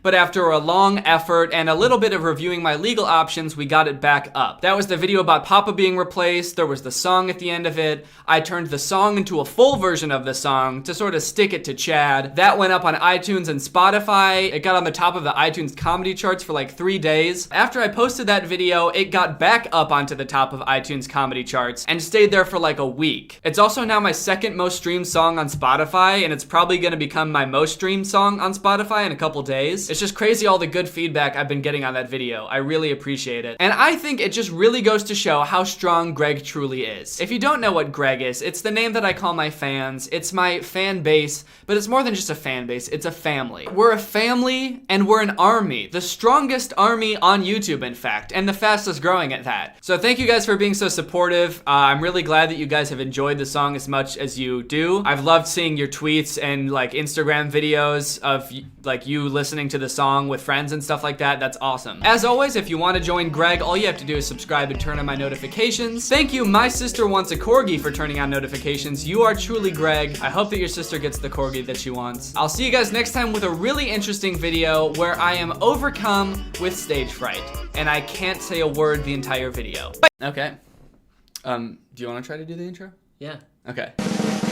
What's up, Greg? Welcome back to another episode of How to Watch a YouTube Video. This is my guest, Ryan Trahan. He's here today to help me make a video about WikiHow articles. So a lot of you guys have probably seen the last video I made on WikiHow articles. Yeah. WikiHow is like the weirdest place on the internet to learn how to do anything. That should be their slogan. The weirdest place on the internet to learn how to do literally absolutely anything. Anything. Things that you would need to know in a pinch, things that you would need to know once in a lifetime, things that you would never need to know ever. Everything is captured in one site. I literally don't understand why any of these are articles. Like, completely just baffles me. Okay, this one I really like because I just like the thought of somebody doing this. This one is called How to Pretend to Have Ice Powers. After watching Frozen, many people want to be like Elsa and have her ice powers. Of course. Fortunately, you can actually have those powers, even if you weren't born with them. So this is a bold promise, right? This is a bold promise. It's not just saying, fortunately, you can pretend to have those powers. It's saying, fortunately, you can actually have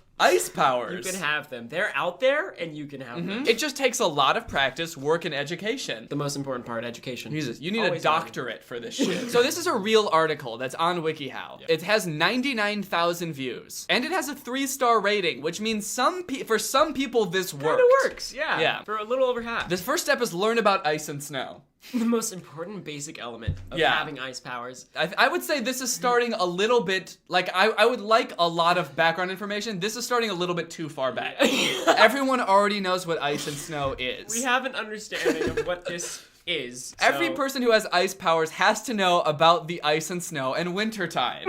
When is winter anyway? Learn about how snow is formed, what snow crystals look like, and weather I don't understand how any of this will help you. Like, if you have ice powers, it will work regardless of whether you even know what ice is. Like, you just go like that and someone turns into ice. Like, and it's just cold. You don't have to know what it is. You just go like that and they are ice. Why do you need to know what the snow crystals look like? You're just gonna, like, understand? So that when you make one, you're like, that is it. That is what I was going for, actually. Okay. Read stories about winter magic. When are we gonna get to making ice? What? This is just a bunch of reading. Yeah, it wants me to read The Snow Queen by Hans Christian Andersen. The Snow Queen in this story has ice powers, and you could learn a lot from her. Like how to do ice powers? Or maybe just like her hair. Maybe it's all about like the way you dress. I feel like I'm in piano classes and I want to learn for release and the teacher's just teaching me scales right now. And I'm like, when do I get to do the cool shit? But honestly, this seems like it has nothing to do with what I want to learn. I think this is just someone that owns a lot of like ice-themed products. Like watch movies and TV shows where people have ice powers. Wait, this article was written by Disney and Hans Christian Andersen. I'm trying to get more people to buy his book. People really want these ice powers that I made up. Yeah. Watch movies and TV shows where people have ice powers. Dude, I promise that's not gonna help. Everyone has done that already. Ice powers are supernatural powers. Watching a TV show is not, like, watching the Avengers is not going to make you the Hulk. What if like at like 1 hour and 36 minutes, all of a sudden you're like... You like reach for the remote and it freezes? What's going on? Holy shit! You watch it 20 times and it finally happens. You're like, they were right. I read the book and I watched the movie and now I'm Elsa. Here. It's like pour out ice. But then it becomes a curse and everything you start touching becomes ice. And That's you're a like, nightmare. What have I done? They need to make an article on how to stop. How to get rid of your ice powers. Yeah. Getting the look. No. Add a little bit of white in your hair. Or if you're old, you can already do it. Yeah. You can already have these ice powers. Yeah, you might have ice. Wait, does that mean that all old people have ice powers? And we just don't know about it? If you add a little bit of white to your hair, you'll have ice powers. But if your hair's totally gray, you're a snow wizard. You are Elsa. Although bleaching your whole head is a viable option, it's not necessary and could easily go wrong. Absolutely. Could easily go wrong. Easily. You might turn into an evil ice witch if you bleach your entire head. Or maybe you turn into something completely different. Like fire. Like a fire witch. Like as you start to bleach it, like you start freezing things and then it fully bleaches and you just like turn into a full snowman. You're a snowman. Completely frozen. This is not what I wanted. Accessorize. I feel like these are all things you would do after you have ice powers. Yeah. These are not before things. Like the ice powers comes first and then you can start dressing like the ice queen that you are. Yeah. Like Spider-Man didn't have his suit before he even knew he was like can sling webs. He gets bit by the spider and he's like, This is perfect. I already have the suit.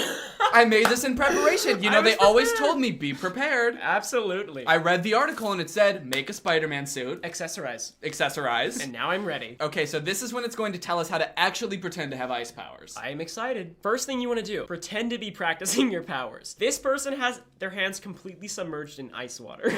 This does not seem like pleasant at all. So just basically get pneumonia is the step. Just maybe hold your hand straight out at the faucet or cup of water or something when you know someone's about to walk in.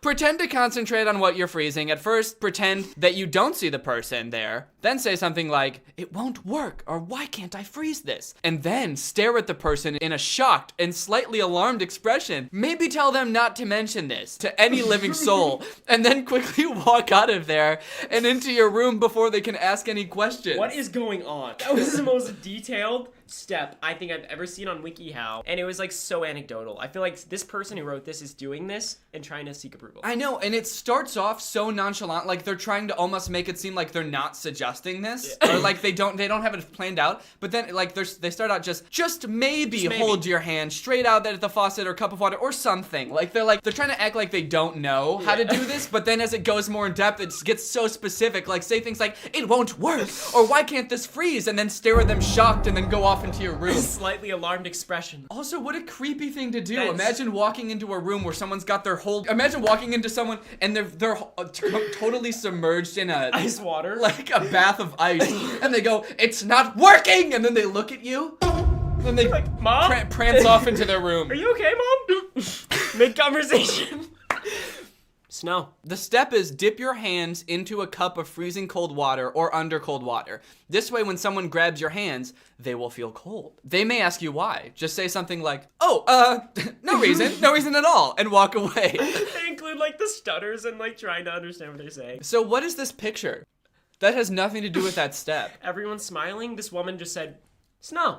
So this whole thing isn't so much teaching you how to pretend to have ice powers. It's teaching you how to pretend like you have ice powers and you don't want anyone to know. You couldn't possibly pretend to have ice powers because that would require you to be able to freeze things. Yeah. But if you're pretending you have ice powers but you don't want anyone to know, then you don't actually have to ever display any ability. Any so supernatural. This is kind of genius in a way. Yeah, it kind of is. I'm starting to believe it. Number 7, glance at your hands when you watch a movie where someone has ice powers. Make sure people notice, but don't look at them too often during the movie. Otherwise, they will know you're trying too hard and ignore you the rest of the movie. This guy in the picture is like, bro. Yeah. Do you have ice powers? Wait. So this is like telling you to lure people to hang out with you while you watch Frozen or something. Yeah. And the entire, or when Elsa has ice powers for the first time, just... This is like the most manipulative article. It is. I'm so confused. So we read the whole article. Do you feel like you have what it takes? I definitely think that I could either A, make people very concerned about me, but not for any particular reason. Because I don't think they would connect everything. No way. I think they would probably just think, Danny's been acting really fucking weird lately. It's kind of off the rails. I think he might be sick. Or I will just get pneumonia. Yeah. Because dipping my hands in cold water all the time, standing outside in the snow like it's nothing, like, it might seem like nothing, but it is not nothing. It is not. You're just pretending that it doesn't absolutely hurt. Like, completely. Yeah. Step number 9, act like your frostbite doesn't bother you. I'm fine, guys. I feel like if I were to try this, it would be like a lifelong time investment for no reason. Like, this is an everyday thing that you have to apply yourself and try to get people to believe that you have these powers that you don't have. I guess the goal is to get people to confront you about it. Like, all right, I'll ask, what the fuck are you doing with this whole like cold thing? And then you get to be like, I didn't want to have to tell you this, but something happened last winter when I met an old witch. Well, do you want to show me? Whoa, I'm back to normal. I feel warm again. They just went away suddenly. It lifted the curse. You asking to see my ice powers lifted the curse. That's a great way to get out of it. Yeah, I remember the witch saying, the curse will be lifted if anyone ever asks to see my ice powers. How to act like you're possessed. Why? Whether you want to pretend to be possessed as part of a Halloween costume, of course. That's reasonable. That is reasonable. Or you simply want to pull a disturbing prank on your friends and family. not less as reasonable. I'm just so intrigued. That wasn't a very good reason to want to act like this way. It's like, okay, so this has 150,000 views. The other one had like 99,000 or something like that. Who is reading these articles? Just get a hobby. Like, go bowling. These are only for people who have gone through every other WikiHow article of like different ways to have fun, and they're like, been there, done that. I learned how to bowl. I learned how to arts and crafts. Now what do I do? I mean, the very first step is like, it's not fun. Become withdrawn, quiet, and defensive. See, that's what I'm saying. This is like a complete dedication of your life. Like, you can't have a job with these things, because if you're trying to be cold and you're like at work, like you're gonna get fired. Like, this is a complete investment of your entire life. One of the most telltale signs of a demonic possession is a sudden change in personality. A usually happy and social person might become quiet and withdrawn, followed by negativity and hostility. So basically, be a dick. Yeah. Just start being a dick to people. Absolute dickhead. And that'll work. And now you're possessed. Yeah. As far as anyone else knows. Develop sudden and violent verbal outbursts. Jesus. Dude, what is this? Like, what are you doing? There's something funny about this picture. Like, it seems like he's only half mad. Like, he's not quite into it all the way. Or just like something about the way he's pointing like this. He's just kind of like... He's like trying to be discreet about it. Hey, knock it off! Oh my god, you're possessed! But the other person's terrifying. Almost to the point where it looks like they went back so hard that their spine snapped. Hey! Next one is actually concerning. Oh. Keep a blank, exhausted look on your face. This is probably the one that's gonna be most convincing, I think. Leave incriminating books and images lying around. Like, what kind of books? Like, what to do if you're possessed for dummies? For dummies. Guys, I think Devin might be possessed. Place books about the occult and drawings of strange symbols in places where people will see them.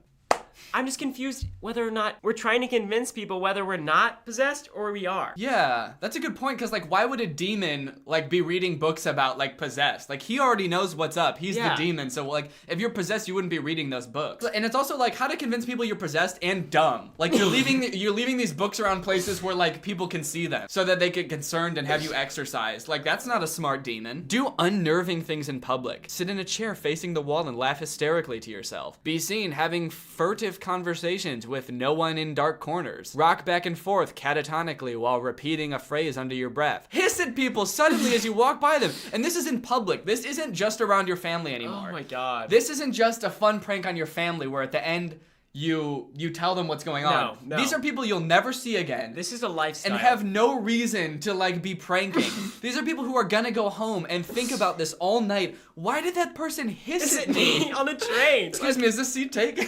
Oh, Jesus! Honestly, I fear that the consequences of this aren't that people are gonna think you're possessed. Yeah. It's that your family's going to send you away. Wake up screaming? What?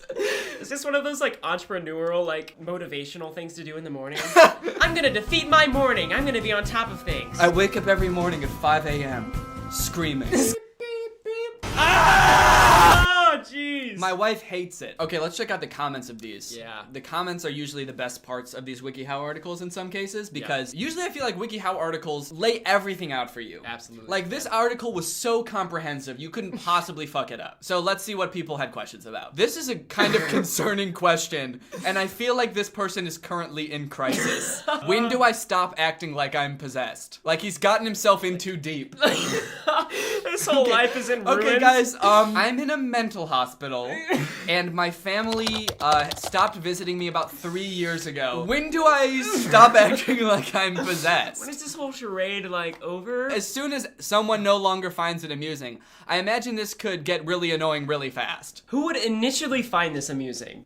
Like, I would be so concerned. Do you think the person who wrote this question was like, oh, fuck, that's when I was supposed to stop?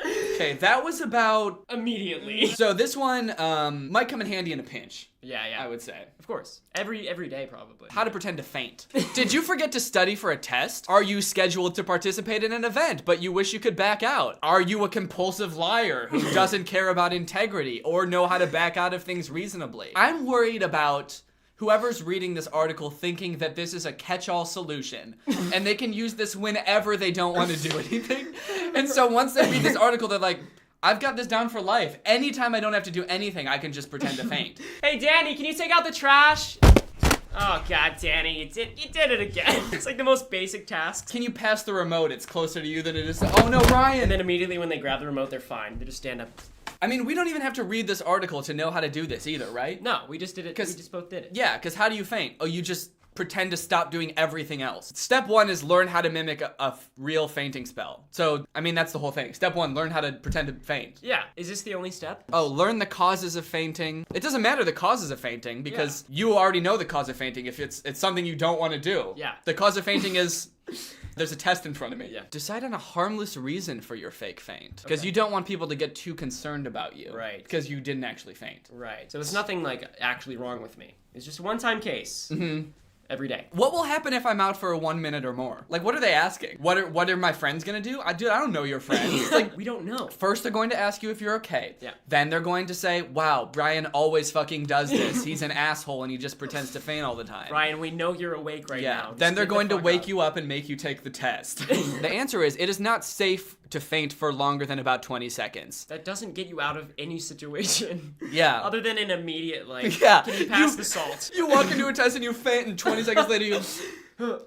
So, is the test over? Do I still gotta take it, or what? They're like, I haven't even handed out the tests yet. We're all just, like, looking at you doing this thing. I don't know. I love this one. What will happen if I am out for, let's say... 1 hour? Yeah, I feel like they're... planning a big plot. Yeah, and trying to act really casual about it. They know that the idea of fainting for that long might be crazy, but they're trying to say, let's just throw out a random number, like an hour. About as long as a high school test session. While we were looking for articles, we found an article called How to Be a Spy Kid. Yeah. Which I think sounds really cool. That's a lot of fun. Yeah. Love Spy Kids. Have you seen the movie? Oh, yeah. Yeah. And I always wanted to be one, so this article... pretty cool. Yeah, but while we were looking at the related ones, we found this one called How to Be a Girl Spy Kid. So I'm just kind of curious as to what the differences are. Yeah, I don't know. Is it just like you think it's just like the things you do? I don't know. I'm worried it's gonna be a little bit sexist. I think it's it will like, be. how to be a girl spy kid. Don't. Spying is for boys. Oh no, actually that's the first line of the description. Do you think that only boys can be spies? Just because they only sell the cool gadgets for boys, it does not mean you cannot be a great spy girl. Number 1, buy tiny notebooks. Tiny. Has to be tiny. Pick a color that you like. It should be about 2 to 4 inches. 2 inches? What kind of... Wait, is it saying thick or like How would you even write in that? Okay, first note. Flip the page. Fuck. 2 to 4 inches? It must be talking about the length because you wouldn't have a 4-inch thick notebook.